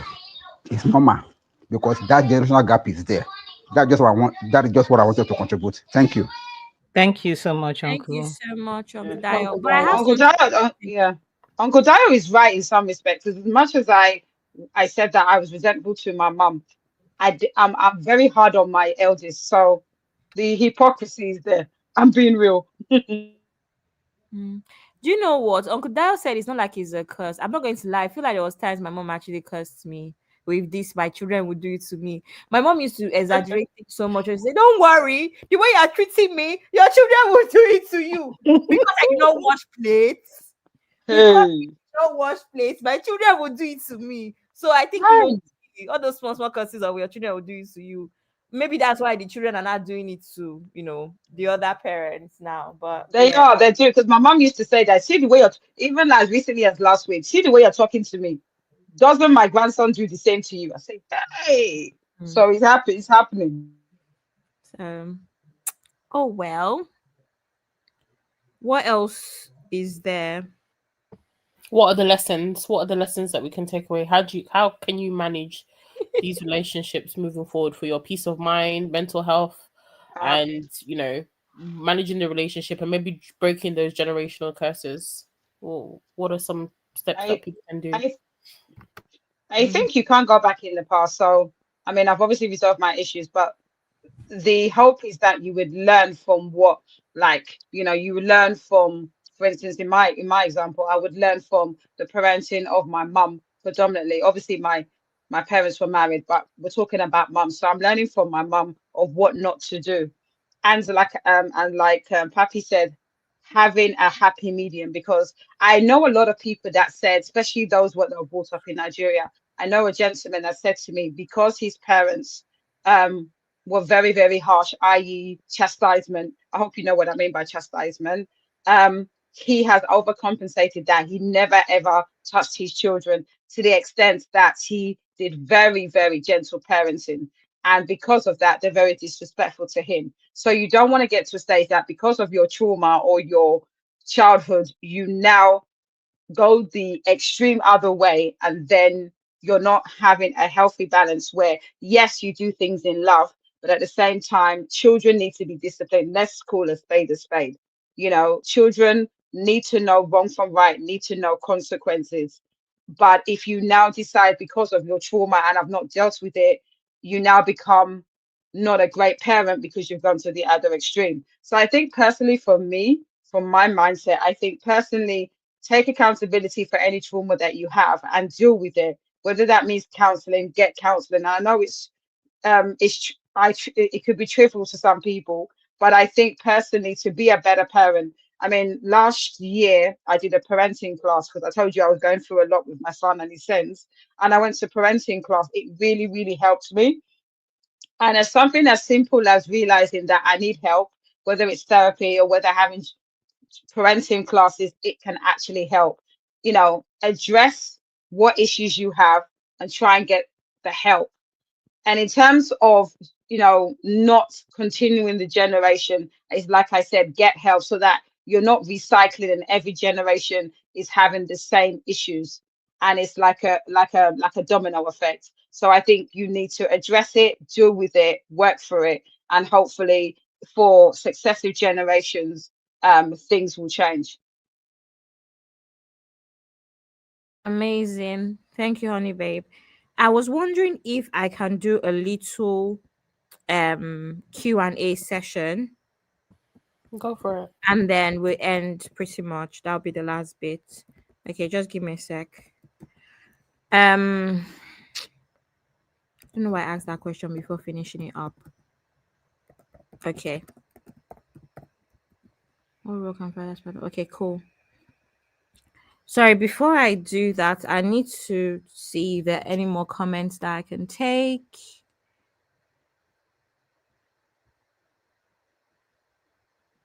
Look at Uncle Ben and this our Bora Bora money. Uncle Ben, you are only going to Bora Bora as our photographer. He said, "Oh, okay. No, you know what? Uncle Ben, I just softened my heart." He said, "Abby, you lie. Una go hire photographer. I'm coming with my baby to enjoy." That's the yeah. I was gonna say Oh, we were not gonna hire one, but when I saw baby, I was like, okay, case closed. fair enough. Okay, let it Yeah. go. Let's show some grace. Let's show Yes, some so grace. We have another our sisters to comment. enjoy. We have another comment from the vertical, the other live stream from lovely name 8844, and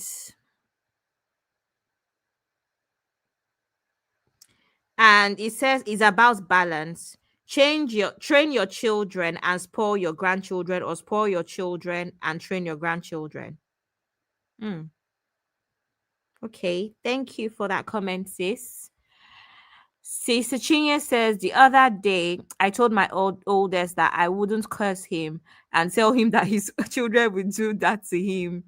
That would do to him all he's doing to me. However, he will see that parenting is not easy.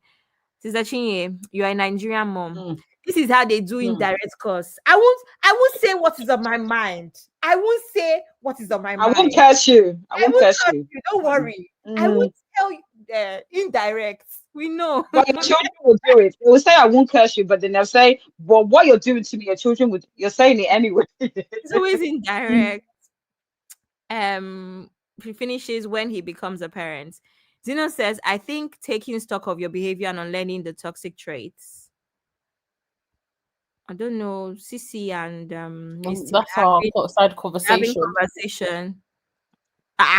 Break her up. That's a side What's going conversation. on? This one don't concern me again. No. This is side conversations going on So here. Mario says, when is Bora Bora, ladies? Sister Mario, whenever you're ready, we're gonna take you. Exactly. Whenever you're ready. And Uncle Ben is saying, thank you, TS ladies. Uncle Ben, we can change our minds. No, we can't change We our can mind change with our this mind. We one, can take Sha. your baby without And leave you. Uncle We can Ben, take your baby and leave I you. leave you.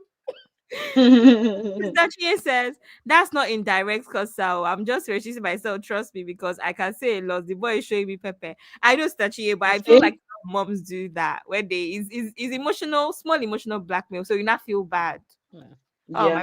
my mom's Me, heart I is say, heavy. you can't kill me. I didn't kill my mother, so you can't kill me. Yes, yes, That's yes, what I yes, say. yes, yes. That's the one I said. I said it to my son yesterday. Look, I told you that I didn't call the police. You remember what happened? And I said to my son, you will not finish me. So I did not finish my mother. My mother is in Cyprus enjoying. He was like looking at me, like, what are you talking about? These children, yeah. Well, that's another story. Sorry. I'm still traumatized from what I went through yesterday with my son. It is well. Amen. Okay, so I have one question particularly for Papi is coming. But this question is, how do since Nancy is not here anymore, okay. How do I heal when my mother refuses to acknowledge the harm? Auntie Inkus, what do you think? I, for one, I'm always about the opinion about, talking things out. A mother has to acknowledge. I don't know how anyone can get past it. Maybe because of where I'm at in my life right now. if I have unresolved issues with my mom, we're going to talk about it, because for me, if I don't talk about it, I can't talk about anything else. That's where I am in my life right now. I don't know how to move past and sweep things under the carpet and just act like nothing happened. So if it was someone that wasn't related to me or an outsider that didn't really mean much, I'll just go cold, like go cold turkey. Like we don't talk, I block you and move on. But when it's a mother, you can't really do that, right? So the only way for me to actually resolve the issue is we're going to talk about it. Like we need to talk about it. You may not agree with me, but I'm an adult too. So you can respect my point. I mean, I'll respect your point of view and let's leave it at that. But not to talk about it, I don't know how that wouldn't cause more harm, because I see a lot of us, especially in our community, where you just throw things under the carpet, you don't talk about it, and you have this, resentment about your mother, about your sister, and you guys are not talking about it. But then you come out and it looks like everything is good. I don't know how people deal with it, but for me personally, I just can't. Mm-mm. Honey, babe, do you have anything to add Yeah, about? I'm of the same mind, and I think I'm definitely of the same mind as Sister Yinka, and I think I have the privilege where I know that a lot of people say what I would not do. This is the privilege of me living, being born and living in the UK. There is this kind of education that you should feel free if you have anything on your mind. And as much as my mum is Nigerian, she decided to have me in the UK. So I think for me, I'm very much in the mindset of Sister Yinka. And for me, when I had that conversation after not speaking to her for 5 years, I had to let my mum know how much some of the actions and some of the words that she said hurt me. When I had that conversation, I was crying like a baby. And my mum didn't actually know how much her words and her actions hurt me. So I think for me, her knowing how much she hurt me made her the ego or whatever that was holding her back from apologizing, for her to acknowledge me. And she did say she was sorry. This is a 70 something year old woman. She was obviously is almost 15 years, so she was obviously younger. But I'm trying to say, I think that for you to heal, you have to be able to be open about mummy or whoever it is. This is what I felt when you said these things to me. And you need to articulate how you feel. And I think that's the only way for you to heal. If you don't want to talk about it, whether yourself or the or your mother, you can never move on. And for me, I'm not going to live in bitterness. I want to have a healthy relationship with my mum, and if we have to air out everything, be broken to be healed again, and to have a better relation, so be it. I see so many of our community that will, oh, I wouldn't do that. What you're in a relationship where you are not being truthful about yourselves and what you're feeling. And I want to be open with my one. I want to be happy with my mum. I want to be able to say to my mum, Mum, this is what I'm feeling. And we're definitely in a better place than 15 years ago. So for me to heal, I had to let my mum know how I felt. So it's very important that you vocalize this. This idea that everybody keeps it. I don't know why we do this as Nigerians. As I said, I was not brought up in Nigeria, so I don't have the same training and and that mindset. I'm very open and I'm very transparent, probably too transparent to an effect. And people have told me that, but that is the way that I've been brought up. And I think it's very important to be transparent about how you feel, even with your parents. Thank you. Yeah. Absolutely. Well said. Sissy, do you have anything to add? Yeah, so I think with dealing with what's the question? How do I deal when mother refuses to acknowledge the harm? I think sometimes for me, I'm big on just accepting people for their shortcomings. Sometimes there are things that we're never going to be able to change. There are things in people that they will never see their shortcomings. They'll never see their wrongdoings. They'll never accept that they've hurt you. They'll never give you that apology. And sometimes the healing really starts from you just acknowledging that you're not going to be able to change that person and accepting it as it is. Because sometimes when we hold on to this idea or this notion of, oh, I need closure, I need the person to apologize to me, I need the person to acknowledge what they've done to me, when you know that that person's personality is never going to give you that closure, then you're just in a never ending cycle that will never be resolved, right? So for me, sometimes the closure you get is just accepting the person as they are, and then that empowers you to be able to move and deal with them accordingly, right? So for example, if you know you're never going to get a certain type of relationship with a parent, you put those boundaries in place. You limit the amount of access that they have to you. You see them on your term, right? In your own terms, not when they want to see you. So then that also helps you with, like creating that emotional distance, because sometimes limiting the person's access to you is healing already, even if they don't accept it. Because once you start to restrict yourself, or maybe if you've got family, you don't have them around, maybe you only see them at family functions, or you see them at things that is maybe necessary to be together as a family, and you're not calling them or making time out of your schedule to go and see them, then they may start to come round. But I feel like sometimes it's important also to um kind of redefine what the healing looks like for yourself. Just decide that, you know what, you're going to just let that thing go and move forward and create a different type of relationship. It's not that you've forgotten what did they say, like you've not forgotten what has happened, but you're just creating a different present for yourself, and you're just living in the moment more so than living in the past. Sometimes it's hard, definitely, but I think for your own peace of mind, I think a lot of the times is that thing, is the saying that they say, forgiveness is not necessarily for the other person. You forgive because really it sets you free from the burden of having that hanging over your head, because most times the person that you're holding that bitterness towards, that you're saying, oh, I'm not going to forgive them, they're living their life. They're not occupying that space that you have occupied in your own head for them, really. So you just need to live your life and do you, and limit the amount of access that they have, to have that emotional boundary. And hopefully that can kind of resolve, or you can build in the relationship with your own terms. I think that's the best thing that I can say, especially when a parent doesn't want to acknowledge what they've done. You're kind of dealing with you're kind of banging your head against a brick wall if you're doing it any other way. I agree Yeah, with Yeah, you with that. That's amazing. very true. Yeah. Right. Let yeah. I me wanted to. Oh, go ahead. go. What do you want to say? Mhm. Yeah, I wanted to say something real quick. I wanted to just give us something that happened to me when I was about to have my third child. Was when my mom came to the U.S. for the first time since after she gave birth to me. So she got here, and all these years that my mom and I were not together, and the way that I grew up with her, and now I felt that she was very difficult with me, that she was extremely strict with me. When I knew that she was going to come to help me with my child, I felt like it was important that we had this conversation, because I still held on to, I mean, I've not been home with my mom since I was 17, but I remembered everything that I had to go through leading up to 17. And I felt like I needed to talk to my mom about that, just for us, the both of us, to be in the same, because I knew we're going to be in the same space, and for me to actually be able to heal and kind of let some of the hurt that I didn't even know that I had in me go, so that we can really, try to have that mother daughter relationship now that I'm an adult. And this was, my son is 15 now. So this was 15 years ago. So when my mom got here, I think about 2 days later, we went out to lunch, and I actually talked to her about, the things that I felt, the way that I felt when I was a child, even up until the point that I felt like maybe she wasn't even my mom. How, when I came to Nigeria to visit, how she was so different with my siblings in comparison to the way that she raised me, and how I've just, I've been carrying that in me all of these years.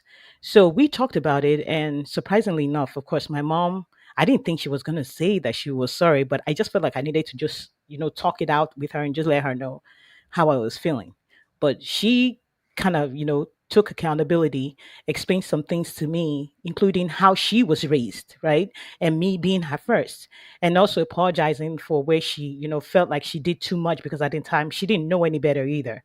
She was in her 20s when she had me as well. So she was just learning as we go, just like I was. So that was where we were able to kind of, I was able to get my own healing from there. And we were able to really start that mother daughter relationship now that I'm an adult, understanding what happened in the past. I say this to say, if there's anybody out there, you're having issues with your mom, you've never really sat down to talk about it, I would suggest that you actually find the time to also do it. Reason because sometimes you think they know, but really they don't know. So until you sit down and have that heart to heart conversation with them, you're just going to be carrying the resentment. Now, if you talk about it and nothing has changed and everything remains the same, then you go to step two, which is you need to put boundaries in place, start doing what you need to do. Even when you have a relationship, you still have to put boundaries in place as an adult child, right? So, but if it means that, you can't get anything resolved, I just felt for me it was very important for me to be able to be free with my mom, to so that she can take care of me and take care of the baby so that we're both in a good space. I felt like I really needed to talk about that. So yeah, I just wanted to bring that up. Right, Can perfect. I say, I'm sorry, going can I say that that's the similar situation, because I think everyone seems to assume that and I agree with Cece that you put boundaries. I did put boundaries.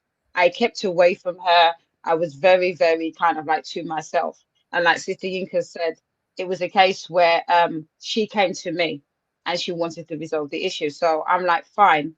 And I told her everything. I'm very much of the opinion I'm very good at push, taking myself out of situations. People complain all the time, you don't call back, you keep to yourself. I'm very good at doing that.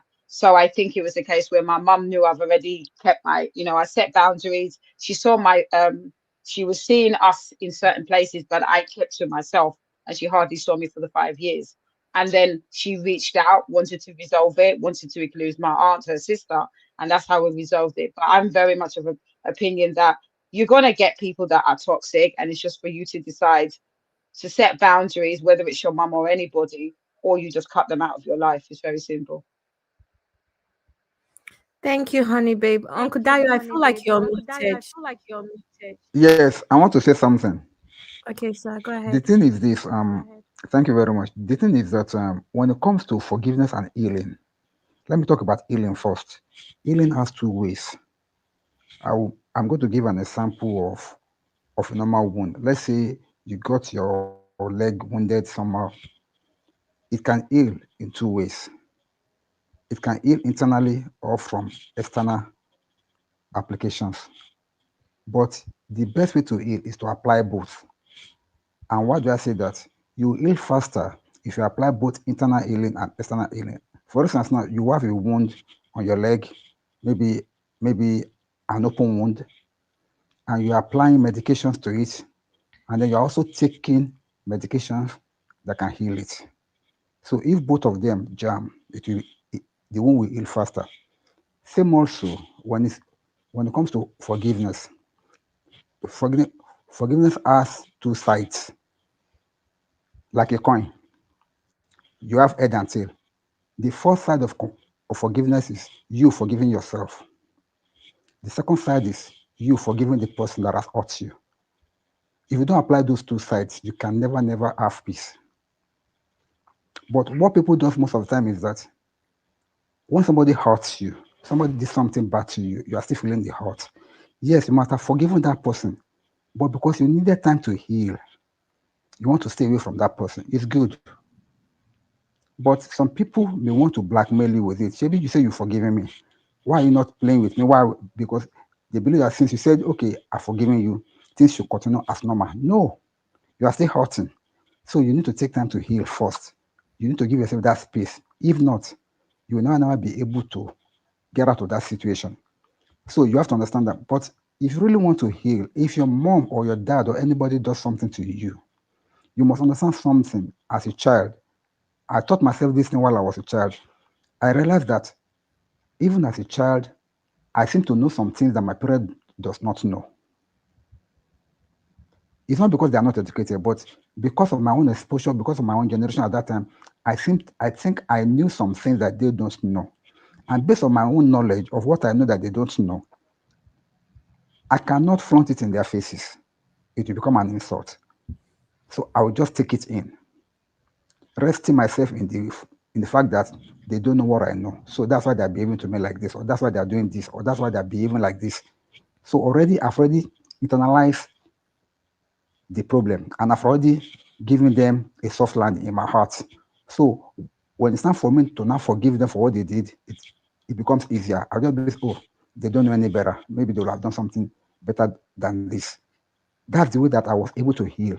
Then when they now come later on, because most of the time when your child tells you something, watch this thing as parents. When your child tells you something, and you don't believe it, and you're like, no, no, no, no, it's not so, it's not so. I know I'm your father, I'm your mother. You cannot tell me this.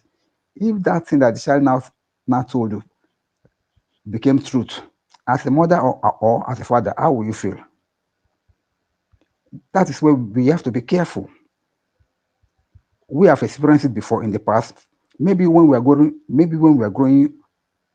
when we're still young, we, that there may be a time that we brought an opinion and our mother shouted us down. No, bro, or maybe our father said, no, no, no, no, that one cannot work. And that our opinion finally became the solution. How how did they feel? So you must always have that at the back of your mind also as a parent now or as an an aspiring parent. Don't shut down your child all the time. Always deal with them with wisdom. That's number one. Number two, to heal after your mom or your dad has hurt you, you must learn to forgive them ahead. Forgive them ahead, though, no matter what they do to you. After forgiving yourself, forgive them also, so that whether they say sorry or no. But as he said, if you are waiting for them to come and tell you sorry, if you are waiting for them to have closure, it's like you're just deliberately deciding to leave your wound open, and that process of healing will take longer than usual. But I rather prefer that you forgive them already and move on in your mind. Don't expect them to come and say sorry. If they come and say sorry, fine. If they don't, fine. But I like what Sister Yinka also said. There are some things that you have to say, not because you want them to say sorry, but for them to know, so that both of you can have harmony in your relationship. So if you know there are the type of people that can listen to you, or you know you can express yourself in such a way that they will get your point and they will not get angry, because most times some parents, when you come out like that, they may take it the other way again. Oh, But if the type of parent that you know you can talk to and that they will listen, sit them down, like what Oni Babe and Shitayenka did, talk with them. Then they will realize, oh, I'm sorry, and you move on. But basically, we too should learn from our parents' mistakes when they were training us, and we should not make the same mistake with our children. So we should learn to strike a balance. Thank you. thank you so much, Uncle Dai. I'm going to take comments on this question real quick, and we're going to move on to the next question very quickly.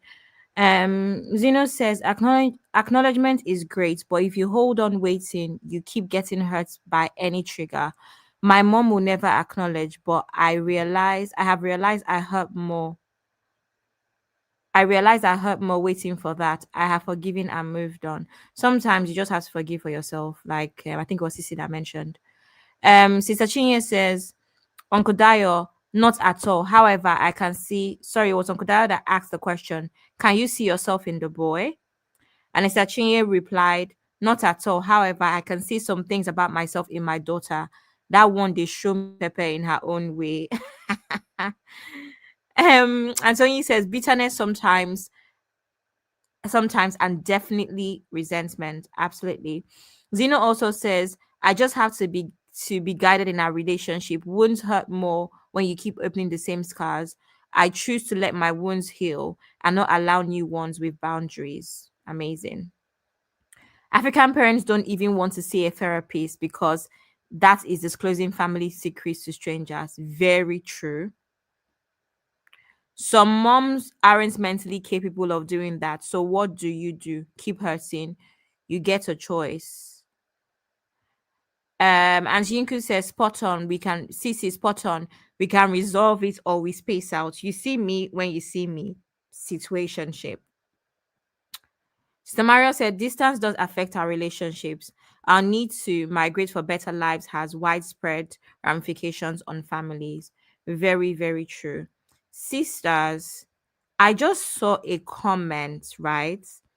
And I think Sissy, no, Honey Babe, Mm. sorry, Honey Babe. I don't know. Let me see if I can find it. I tried to screenshot it. Welcome. Somebody posted this on the other live stream. Yeah, I'm just about to answer it. Is Remove. that lady? Yeah, I'm So literally gonna. somebody, Yeah, 1 second. So let me read it so everybody sure. can hear. She's okay. She says, Hi, a friend's Nigerian 17-year-old daughter ran away from home. UK police is aware. Any advice? Heartbroken parents, she's done this before. If phone is seized, she's watching on replay. Advice, please. Be kind. Hmm. Mm. Do you want me to reply? Yeah, you and Auntie Yankus can reply. Don't really know. It's a difficult situation. There is something obviously going on because you wouldn't a normal child, I still call her a child at 17. People may say I shouldn't, but a 17-year-old wouldn't be running away from home. So there's obviously something going on. I think for me, even if there's issues, the parents need to know that she's safe. So I think if she's watching this replay, please, if possible, contact the police to contact your parents that you are safe. I think that's the best thing for her to do. And if necessary, I don't know whether the police or someone can intervene to obviously maybe there's something that could be resolved, a meeting or whatever, to obviously see if they can unite her with her parents. But if there are issues, I'm being very careful what I'm saying, then maybe there has to be some kind of third party to try and see if things can be worked out. But I think the most important thing is that just from what I went through yesterday, where I didn't even know where my son was for a certain period of time, it's very important that the parents know that she is safe, even if she doesn't want to come home at this time. That's all I wanted to say. Sister Yinka, do you have anything to say? Yeah, so tough one. I'm sorry that they're going through this. I would like to say first, since the UK police they're already aware, the parents should just maintain regular contact and make sure that they share any new information with the police, especially her online activity. Now they need to check her digital footprint. If she's 17, she's likely online somewhere. Track maybe Yeah. Snapchat, Instagram, TikTok, WhatsApp, find friends maybe from school, talk to them. Even if her phone was seized, she might use another device or a friend's account to log into her account. So, yeah, take that Mhm. social media one very seriously. Then contact the schools, maybe youth centers nearby, or even churches. She may be there. Sometimes, teens confide in mentors and other people. Of course, if they're not confiding in their parents, they're definitely confiding in someone. So someone might have heard from her. So just try to think about places where you think that she kind of, may have maybe leaned towards liking to be.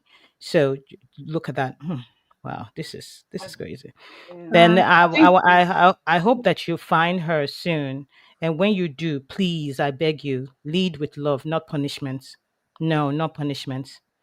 You Okay. said because, especially, I say this because you say she's Nigerian. I know how our Nigerian parents can be. If you find her, when you find her, because I know you will, by God's grace, you will find her. Lead Amen. with love, not punishment.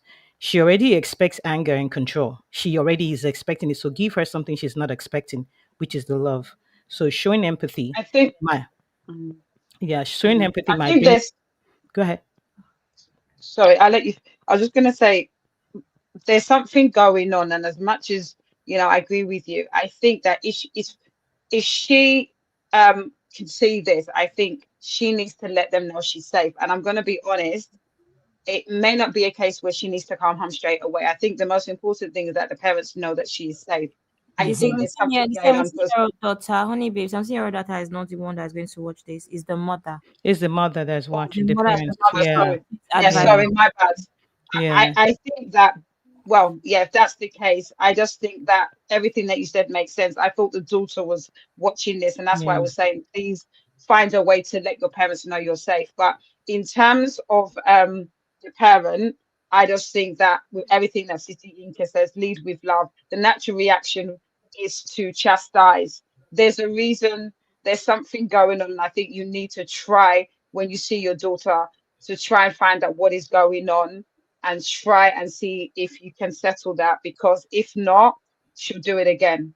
I think there's something going on, and I think you need to try and figure out what that is when you see your daughter, because on a normal day, a 17-year-old shouldn't be running away. So I think, as much as I understand what you're going through, I think that, hopefully this won't repeat itself. But I do feel for you, only because for a brief period of time, I didn't know where my son was and I nearly called the police. This was just yesterday. So I feel for you as a parent. And I really hope that, if necessary, everything that City Yinka says, social media. The problem is, without the phone, what do you do, Sister Yinka? Because the phone is where everything is. Her friends, her TikTok, her everything. So what do you do, Sister Yinka? So I'll let you finish. Yeah, so yeah, like I was saying, she's a Nigerian. Her parents are Nigerian. She knows as a child, as a Nigerian child, that her parents are going to scream, and you know how we do.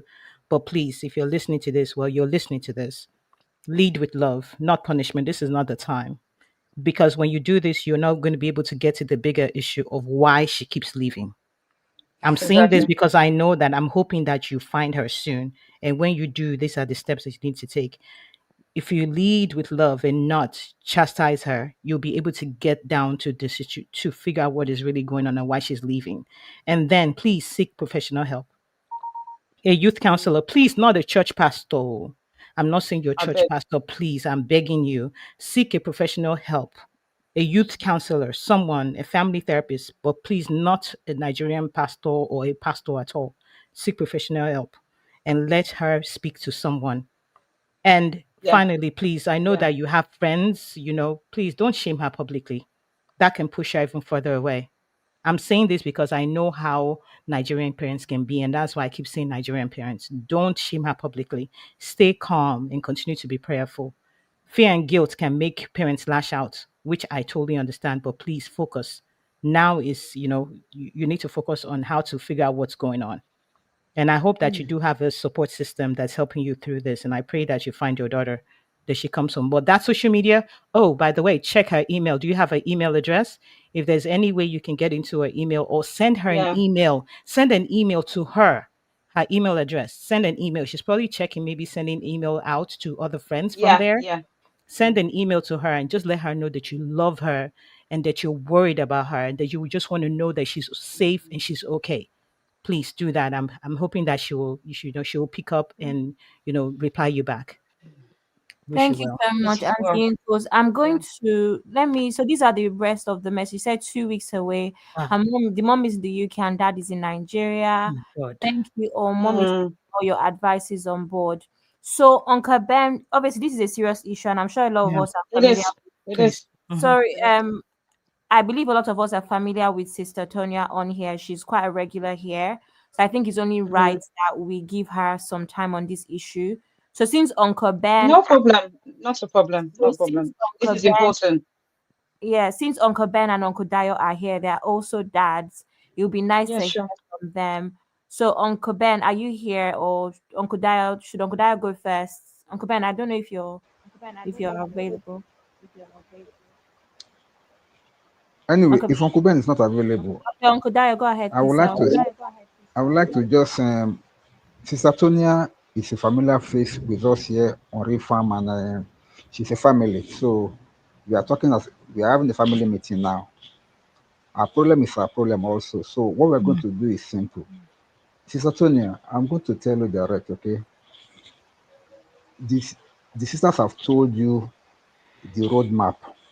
I just want to shed more light on some of the things that you said and make it clearer. There is a reason why she kept running away from the home. If there are too many hostilities in the home, she will keep running away. So you need to address that, which Sister Nika has said. But the angle that I want to come in, I want to ask I want you to, you don't necessarily have to answer it, but I just want to give you some kind of rhetorical questions.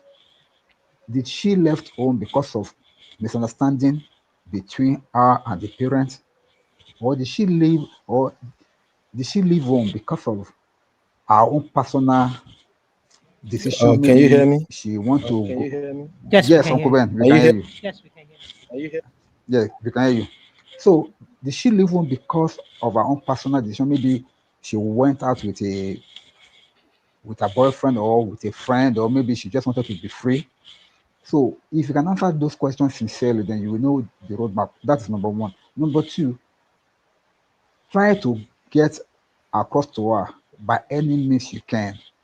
They have given you one. If you know her social media handles, send her a DM or send her an email. Let her know that you are missing her, that you really want her, that you just want to know that she's safe. Every child have that soft spot. If they know that their parent cares, no matter their bitterness, no matter their hunger, they always want you to know that, okay, I'm safe. Then you can relax from there. But the most important thing is that you must get to the genesis of the issue why she kept leaving home so that you can solve it. If it's something that both of you can sit down and discuss, fine. If it's something that you have to give in for her to feel safe. As parents, what you want is the best for your child.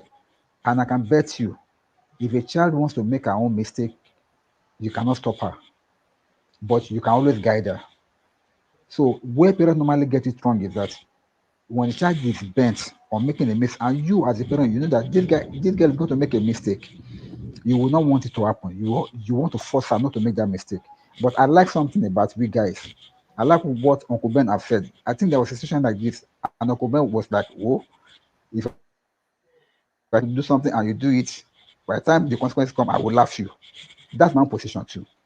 As parents, we must learn to tell them this thing, don't do it. But women sometimes, I mean the mothers, they want to go out all the way, say, lie, lie, not on my watch, you will not do this thing.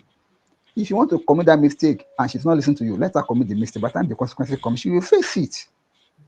So please, in this matter, try to find out exactly why she's leaving and take it from there. Thank you. Thank you, Uncle Dayo. Uncle Ben, can you please Oh, offer thank you, Uncle your Tayo. What advice? I like what you said. Thank Uncle Ben? Oh, you. B, are you there? let me read comments. Apologies, TSC fam, jumping off. Thanks for the support interaction. See you on next show. Well, Sisi is not feeling very well at the moment, so she's had to leave. Pele, Pele. Cece also says, why are the parents seizing her phone? What is happening? Is she misusing Sorry, it? Is she doing something inappropriate? etc. Zeno Abby, says, can you, when you're doing the comments, can you do the last comment from Sister Tonya because there's more information? Thank you. I've done it already. No, on the other one, there's the vertical one. She's just mentioned more stuff Okay, no that gives problem. us that gives context. Cece, Uncle Dio says parents seize phones to reprimand and discipline the child. In most cases, it's a punishment for a bad behavior. Zeno says, Cece, they haven't been informed that it doesn't work anymore. Please thumbs up It if you doesn't have work. not. I don't know. I thought I had Gen Z perspective, but some reason I don't. I don't know what's going Mm. on today. Can you hear me? Yes, we can. We'll be waiting for you, Uncle Ben. £50 fine Mm. for keeping us waiting. Cece, while he's talking, while he's talking, can you put what Sister Tonya had said I on will, the screen as sis. well? Yeah, because it takes Thank a you, while darling. for me to screenshot and get it on there. Okay, no worries. Sorry. No. Uncle Ben, please go ahead. I Yeah, don't yeah. want to do the other questions before. So First off, I wanna really say, you're welcome. I'm so sorry, Sister Tonya, that you are going through this. And again, thank you for sharing this with us. Okay, thanks for sharing this with us. So basically, what I can advise is this. Um, okay. So, Uncle Ben, let me read this quickly. She left after a heated misunderstanding with her mom, centered around seized phone. Mom wants the best for her to focus on her studies. She's 17 years old, just for everybody to remember. Okay, Uncle Ben, sorry. All right, sorry. I'm actually having two voices in my head because of the two platforms that are running simultaneously. So first, Mr. Tonya, thank you very much for sharing with us. Um, as a father myself with a 17 years old, what I can advise is this. First of all, by grace of God, she's gonna come back home. You see that two things. Either she probably have a boyfriend who is maybe older and have his own place that she probably ran ran to go and connect with, or she might just run away from home for the sake of it. So what I would say, when she comes back, you have to understand that she's an adult now. Yeah, even though she's 17, she's an adult, and you have to approach their matters with more of love than being tough, because I'm dealing with the same issue myself. The only thing is that my daughter is not the type that may run away, but maybe I can say, these ladies, uh, these children, they have a mind of their own. But I do know that sometimes my daughter and I will get into it. They are stubborn, they believe they are grown now. So when it comes to punishment, how I do the punishment with this phone and electronic device thing is that I'll just tell them, even my 13 years old, even my 10 years old, I'll just tell them, bring all your devices, laptop, iPad, phone, everything, bring it and put it on the table. So that's what I do. They will put it on the table. They can see it. Everybody can see it. I'm not hiding it or anything. And I think the fact that they can see the phone, but they can't grab it sends a message to them that, hey, you messed up. That's why you're serving this punishment. And sometimes, even when I have to go do something outside the house, or maybe I have something else going on, I will just leave the device right there. Sometimes I will see them, when they peep left, right, they couldn't see anybody, they will run there, open their phone real quick. I don't know whether they are texting or chatting, then they'll keep the phone back and pretend nothing happened. So I deliberately do that because I'm beginning to notice how these children can literally lose their mind when you take their devices away. And I do understand why they feel like that, because they they don't have the kind of childhood that we had in Nigeria, whereby you can go play with your friends outside, you can go do anything.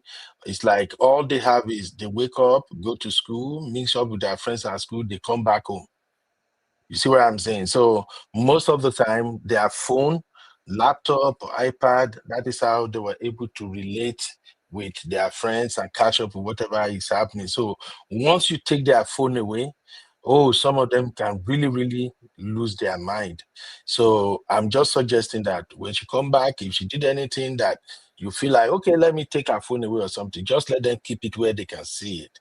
That is one. But more importantly, at 17, I think by this time, you guys should be having more conversation than discipline. You guys should be, the mom and the girl, they should be talking more, you know? So you just have to, I know it's painful, parenting could be hard, you're working, you take care of them, especially in a situation like this where the father is in Nigeria and the mom is the one in UK. She can be frustrated too. But these children, they are different now. So I will only say, please choose soft parenting at times. Do more of talking, let them express themselves. This is why I always kind of like preach consequentialist parenting.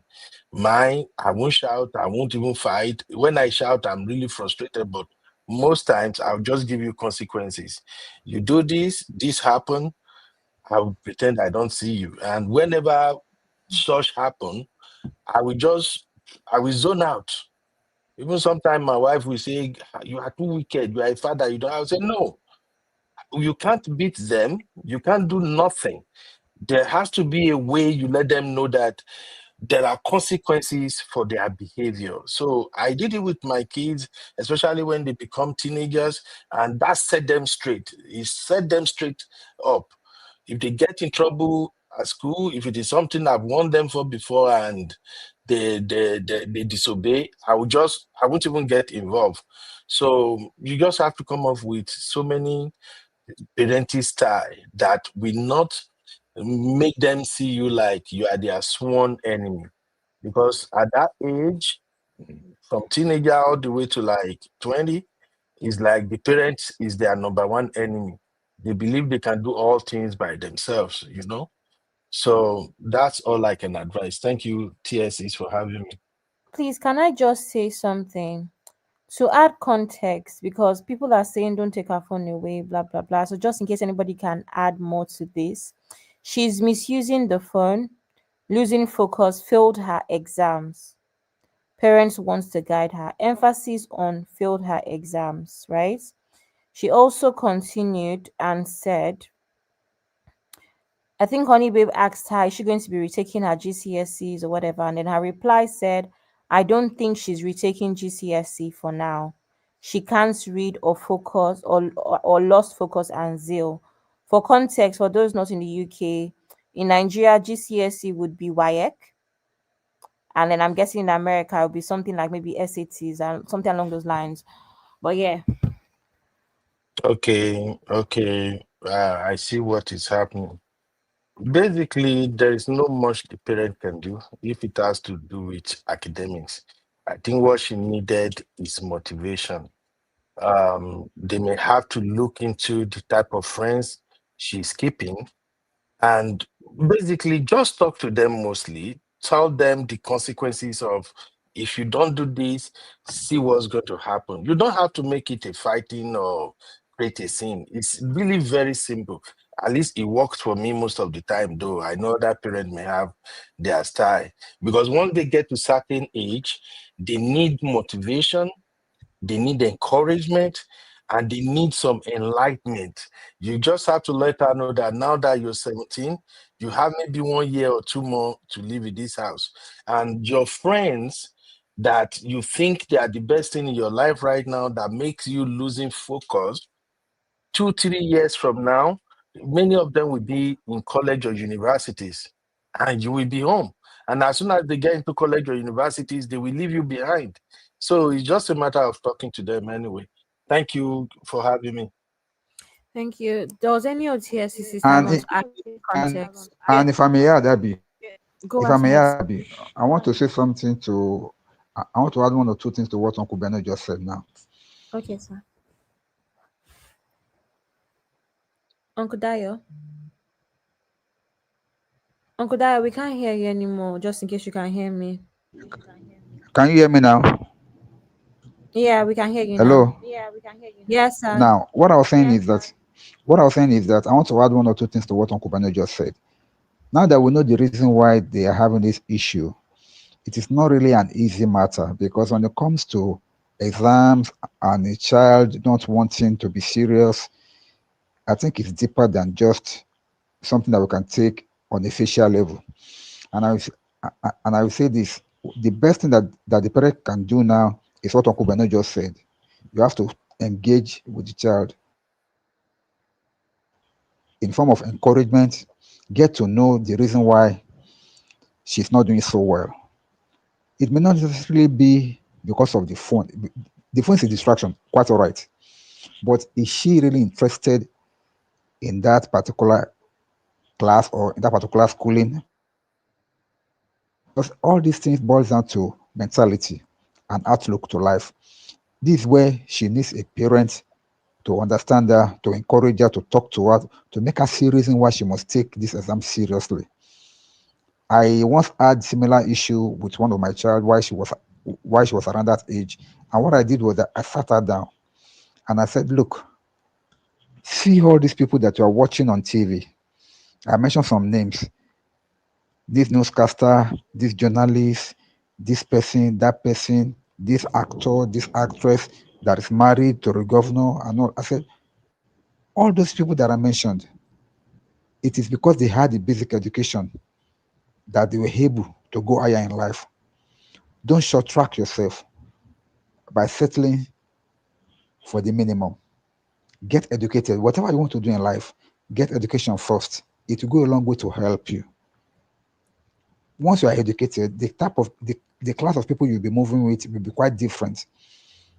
And I was able, by the grace of God, to convince her, and she changed for the better. Now she's an accountant, a graduate accountant. Now, why do we need to do that as parents? Sometimes we need to come to their level. It's not all about forcing.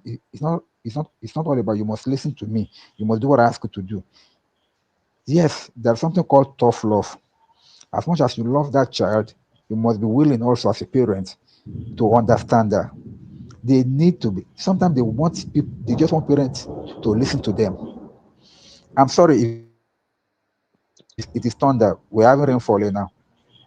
So they need the parents. They need the parents to listen to them, hear what they are passing through, feel feel their pain. But if you're not listening and you're not ready to listen, they too they will tend to be stubborn. But in this case now, I pray that she comes back home, and I think counseling and talking will do a lot of good for her than any other thing else. Thank you. Can I say something, please? I think Chinia said it. As you know, I have a child that has ADHD and autism.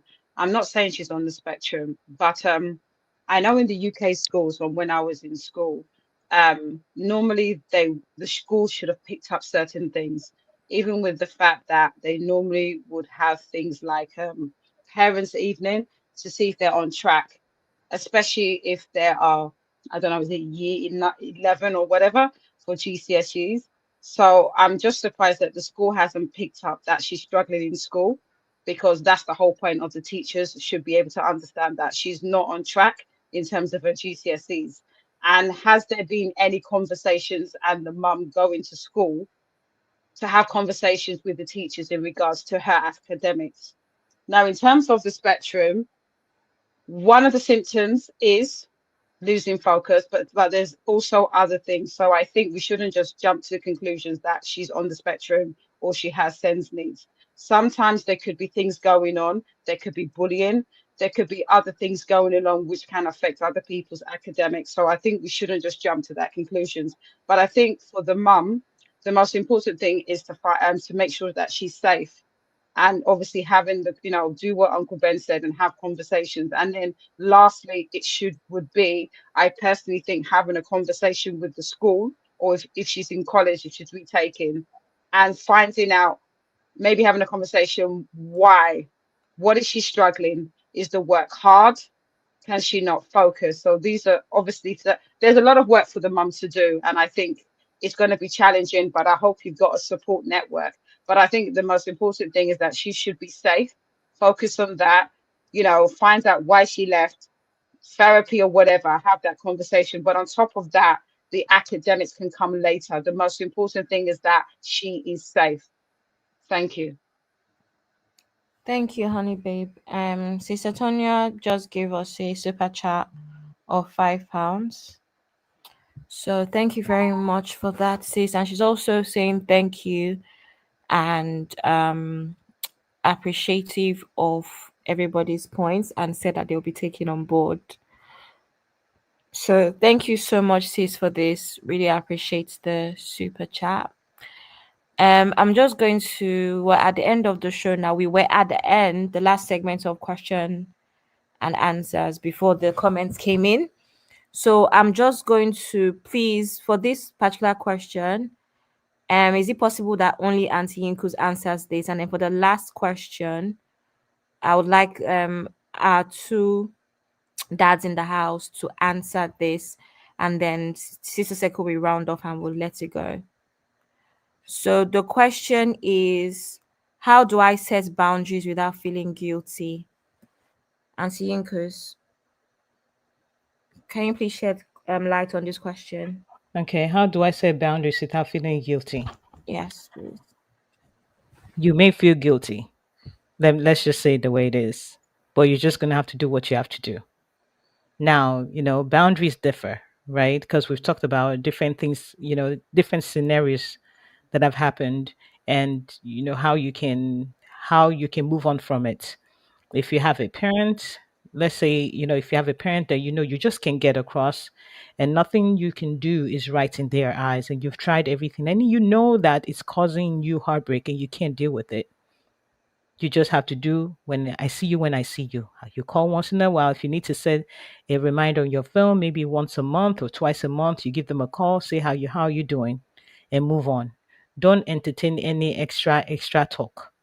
So it's kind of I would say it just depends on the situation. But even good relationships still need boundaries. Every relationship actually needs boundaries. The boundaries just differ from relationship to relationship. And are you going to feel guilty about it if you're not used to setting boundaries from the get go? Yes, you will feel guilty about it, but you're going to have to just get over it and do what you have to do for your own well being. At the end of the day, it's all about your mental health, how it's going to help you. So if that means putting that guilt aside to do what you have to do, then you just have to. I don't know how you wouldn't feel some sort of guilt when you were setting boundaries, but with time, you'll feel better. Thank you so much, Auntie Inkers. Um, Sister Natsu. Yes, I had to come back when I heard that. It is heartbreaking also as a parent because you're gonna start feeling like you're failing. But I don't want to also make you, I don't want to also want you to feel like a failure because Bradayo said something earlier. He said sometimes if these children want to make their mistake, you can't stop them from making the mistake. You have to let them make their own mistake. And Allah is to talk about something called rock bottom. And the reason why I'm sharing is because I'm 43 years old. I have been distracted by my phone at work several times. At my previous job, it affected my job so bad. I lost that job and I got a new job now. Nobody tells me what to do. The moment I log in, I turn off my phone. And the reason why you see I'm able to join TSC on time is because I started work on time because I wanted to finish on time to join TSC. Do you understand what I'm saying? So, Yeah. my husband has talked about that phone thing. No, till he has stopped talking. But it's me that reached rock bottom by myself. And I pray, I say, God, I need you to help me. Holy Spirit say you have to be turning off your phone. So once I log in, if you are looking for me, you can't find me. So my siblings know that if there's any emergency, they'll call my husband. I'm turning off my phone and focusing at work because guess what? I'm not about to lose this one again.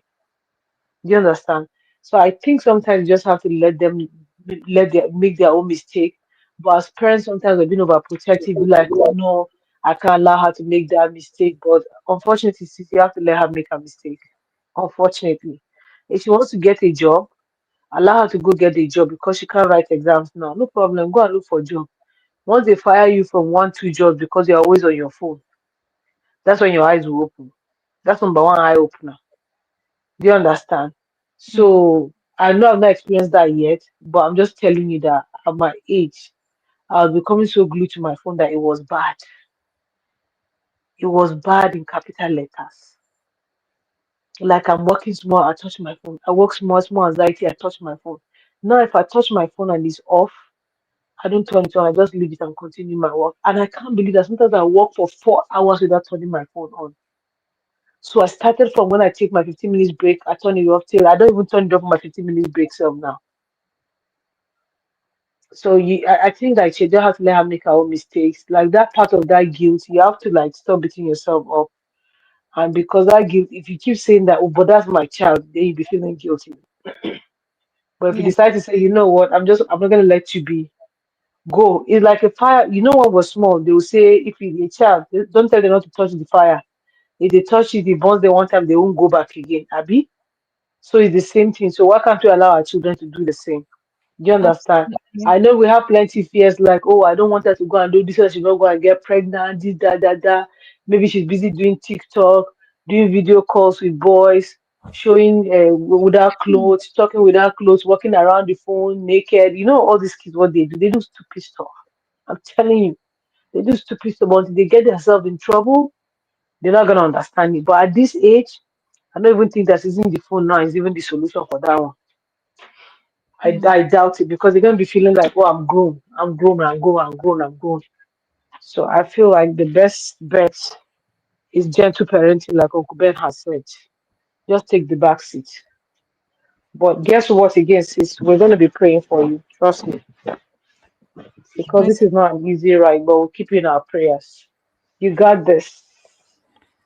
Thank you so much, Sis Natu. I think it's Yeah. important for me to just say for anybody that missed it that this person is Sister Tonia's friend's daughter.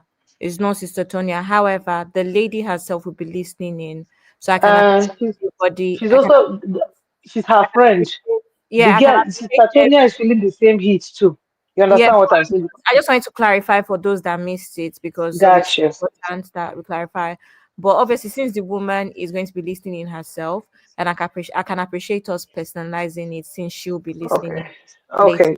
So yeah, whoever it is says we you got this, we're gonna be praying for you, you know. You're gonna come through this. Stay strong. It's not gonna be easy, it'll be tough, but it will be worth it at the end. Yeah, yeah. But just leave her with her phone for now. Let her do what she wants to do. Okay. So we have what do you call this thing again? A poll that was done earlier. Are black mothers too hard on the daughters? 57% said yes. 13% said no, and 30% said tough love. I kind of thought yes would be higher, but I guess fair enough. Thank you for that. Our very last question, and then we round up the show. And this question is mainly for the men that are here. And the question is, what role can fathers, partners, or community play in supporting the healing? So I'm going to give the floor to Uncle Ben and Uncle Dayo, and then the rest of us TSC can just round up and just round up the show all together. So Uncle Dayo, can you please go first, sir? What role can fathers, partners, or community play in supporting this healing? Thank you very much, Abby. The the father has a major role to play. In fact, the whole community has role to play. But unfortunately, in an African setting, there is an adage in my language that says that um, four eyes give birth to a child, but all eyes take care of the child. What it literally means is that a father and a mother give birth to a child, but in training a child, the whole community trains the child. In an African setting like this, if a child is misbehaving and there's an elder around that place, the elder will correct that child. Don't do like this. And the child will take correction. So everybody join together to train a child. However, in the modern day living, particularly people in diaspora and even back home here, the system has changed. Now we are now in an age whereby if you should rebuke somebody else's child, the parent may come for you. Why are you talking to my child like that? Why do you have to correct my child? Why do you? So people have stopped now.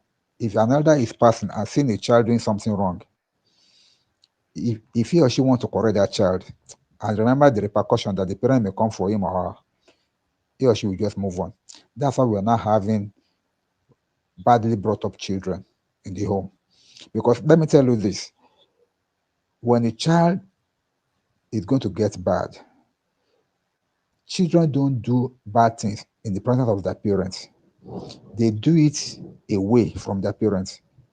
But if it were the communities of those days, anywhere that child is, and there's an elder there, if he or she does anything bad, those elders will correct that child. And they may even go to the extent of beating him or her and taking him or her home to show the parent that, see, this is what your child is doing, and the parent will thank them for it. So before a child can go wrong in a community like that, it's very, very difficult. Now back to the question. A father has a major role to see. I've said this before on our previous streams. I said there is a level to which a single mother can take care of a child. By the time they enter their teenage years, they need a male figure of presence in their life, either their father or a male figure that to be a good model for that child. If it's not there, the tendency for the mother to be able to handle it alone is very, very weak. Because why? At that teenage years, that's when they are discovering themselves, particularly if it's a male child. I can see what my sister is facing now. She's Shinye with her boy. It is because at that age, the boy is just getting to know himself. And there's an ego in every child. A boy knows that he's not supposed to be controlled by a girl. I'm sorry. That's why most mothers have difficulties male with their male child. It's an inborn thing. They have that stubbornness. But the good part of it is that an average boy is always protective of the mother, protective of the sister. It's an inborn thing. God has created boys to be like that. So when your boy is growing up at that age, what what he needs is a father figure that can point him to the right thing, because that's when he's almost affirming. That's when he's now getting to realize himself. That's when all the chemicals in his body are telling him that he's a man. But if it's not being channeled by a man or by a father figure that can let him point those energies, point those hormones in the right direction, that's when they normally become stubborn, they normally become uncontrollable. But if there's a man in the house, or if there's a father figure in his life, they can be able to monitor him and guide him, and he will come out fine. Because in those formative years of a child, even the girl child too, the same thing applies. But in those formative years of the child, if there's no male figure there, it's always difficult, or I'm not saying it's not possible, but it's always difficult for a single mother to bring them up in the right way, because most of the time it's just like they are not just controllable. I haven't said that if there's no male figure around, if there's no father around, it takes prayers also. Even with the father around, it takes prayers also. I, for one, even before I got married, I've been praying ahead for my children. I've been telling God, this type of children that I want to have, I'm praying for them even before I got married. I have been praying for all my children that, Father, this kind of children that I want to have, they grow up like this, they'll be like this. And God is a faithful God. He answered my prayers. So your prayer will not stop until they are fully married and settled down and they are doing well. And then you now start praying for your grandchildren also. So all these things, as parents, we hold them prayers and we hold them discipline with knowledge and wisdom, so that they will not grow wayward. Everything is out there to lead them in the wrong path. Every tendency is there for them to go the wrong way. But because of your prayers and because of your constant watching over them, they will not go the other way. They will turn out the way you want them to turn out. Because that's my own key. That's my own security. That's what I normally tell my children. Before you can go to the other side, you must pass through my prayer. You must pass through my prayer first, because I know that I'm praying for them even before they were born, and till now I still mention them in prayer every day.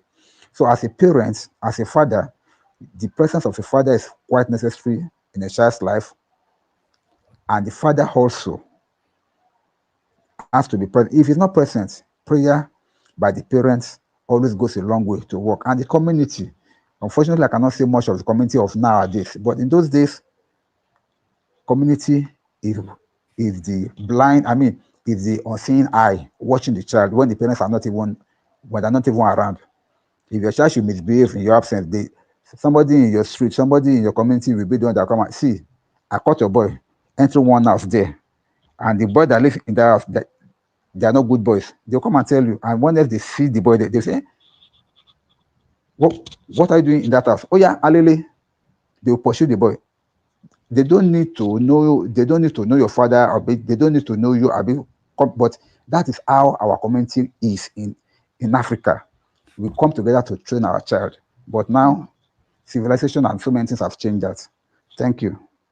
Thank you so much, Uncle Dayo. We really appreciate you coming to join TSC today. Thank you, and we'll see you tomorrow. Thank you for having me.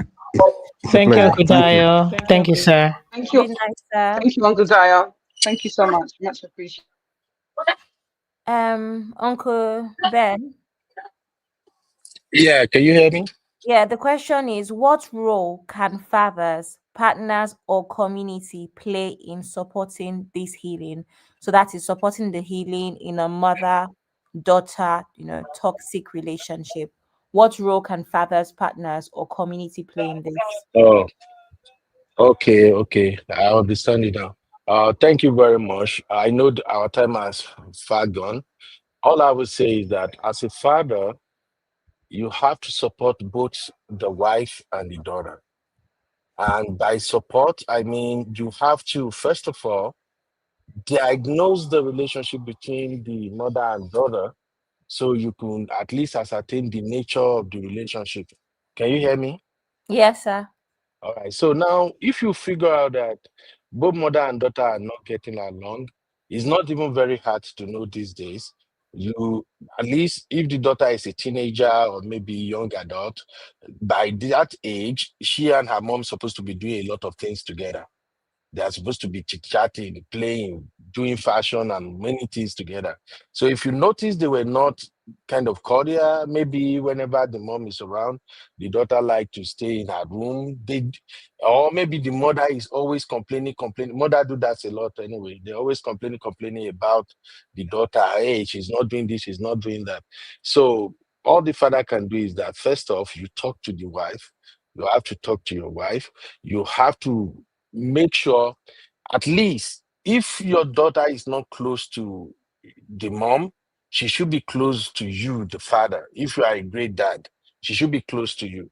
So the daughter will definitely tell you more about what's going on. Maybe this is what mommy is doing that I don't like, or dad, can you please talk to mom about this or about that? So now you become the middleman between both of them. And in order to support them, you just have to sit your wife down and talk to her calmly. Let her understand that, say, this girl is growing up now. She's no longer that child or that baby of yesterday.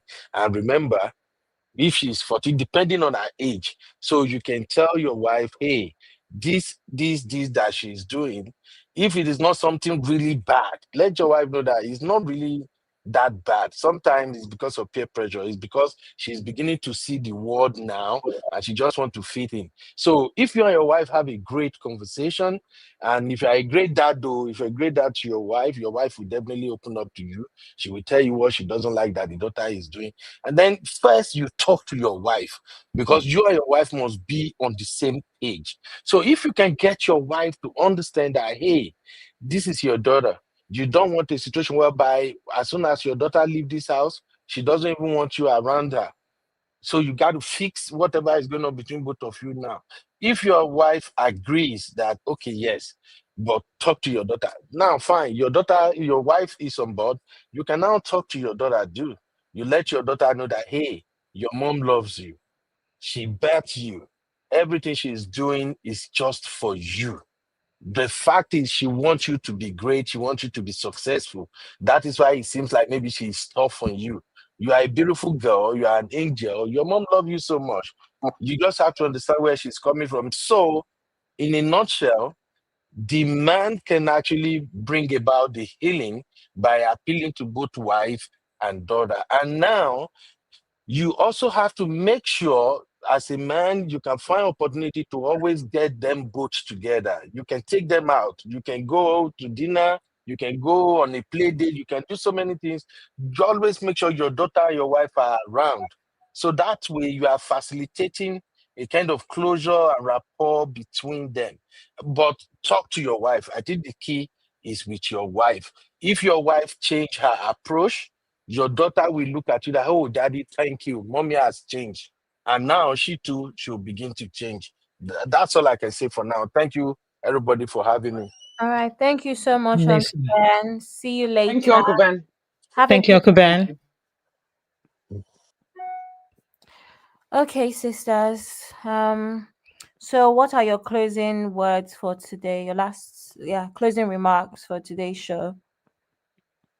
Um, I think for me, I think it's been a very interesting show, and I really liked a lot of the examples and situations that we talked about. I think for me, the key reflections are that we need to be very aware and understand the patterns and identify in in your own relationships if you have a mother and daughter relationships. Just understand the patterns. Have empathy, because there's situations where your mothers maybe can't help it because of the socialization and the way they were brought up, especially if they were brought up in Nigeria. And have empathy. At the same time, I understand, and I think I take on board the fact that for some people, they were never going to get closure. Like I was able to have closure, and I was able to have that conversation with my mother. For some people, they're not able to do that because of the type of mother they have. Where, I mean, a lot of people have said that for where would any mother of mine say, I'm sorry? And even some said there's not even a Yoruba word for sorry. So I think for some people, they're never going to get closure. And it's just for them to be able to set boundaries, like Sister Yinka said, and a lot of people said, and be able to navigate that relationship and then heal themselves and forgive that person, knowing the type of person that they are and being able to structure the relationship based on that. So I think it's about having boundaries. And another thing is about healing in yourself, knowing that you can't go back and that you can only go forward. So I think those are the key reflections for me. Thank you very much. Thank you, honey babe. Auntie Yinkas. Yes, today has been another interesting show. I want to thank everybody for joining us today. In closing, I'd just like to say that fathers do have a huge role to play in this. Please look out for your daughters and your wife. Reason is because a lot of the times the fathers enjoy that they are the apple of their daughter's eyes, but they forget that the mom is there. They say, "Oh, my daughter, she listens to me, she's my bestie," and all of that. But then the mother and the daughter, they have issues, but the father is rejoicing over his own, the child being the child's favorite. Please look into this. If your wife and your daughter look like they're not on the same page, they're always at it, even though your daughter is still under your roof right now, you need to start working on it before she becomes an adult. Reason is because you have a role to play in this. You can talk to your daughter as well as talk to your wife, because you're not in the mother daughter relationship, so you can actually see from outside what is going on with them. I say this to say I play that role for my husband and my sons, right? So I look out for whatever is, if my son and my husband, if they're having some issues, I call my son to the side. I talk to him about daddy, about what daddy expects, why he's doing the things he's doing. And then I go to daddy too, to talk to him, soften up a bit. So it's like I'm looking out for both of them because I really want them to have a good relationship, especially because my son, my first son, is like a replica of his father. So if I had a daughter too, I would expect that my husband would look at it that way. My husband taught me how to apologize to children. I didn't know how to do that. I felt like when I first got married and with kids, I felt like whatever I say is what I say. But he let me realize, even though I have boys, that you need to be able to, when you acknowledge your mistakes, it helps the child and it helps you. So if you have a daughter and you have a wife and you see that things are not going well, it is your role as a father to play, to, try to help them with the relationship. Talk to your daughter and talk to your wife. You can see where the issues are and you can try to help them out. Even you can even plan dates for them, like go on, nail, spa days and all that kind of stuff, mommy and daughter time. It will help. It's easier for ladies to do with their daughters. For my sons, I would, when my son, whenever my husband is going to the grocery store, I'll say, take your son with you. If he's going to buy electronics, take him with you. That sparks up talk between them. But before you do start planning, have a talk with the both of them. It helps a great deal. You don't want them hanging out and they don't like each other. You don't want that because they'll come back fighting. So you need to start from there and it will get better. Thank you. Yeah, amazing. Thank you so much, Thank you. Auntie Yinkas. So Mm. I'm just going to share that our next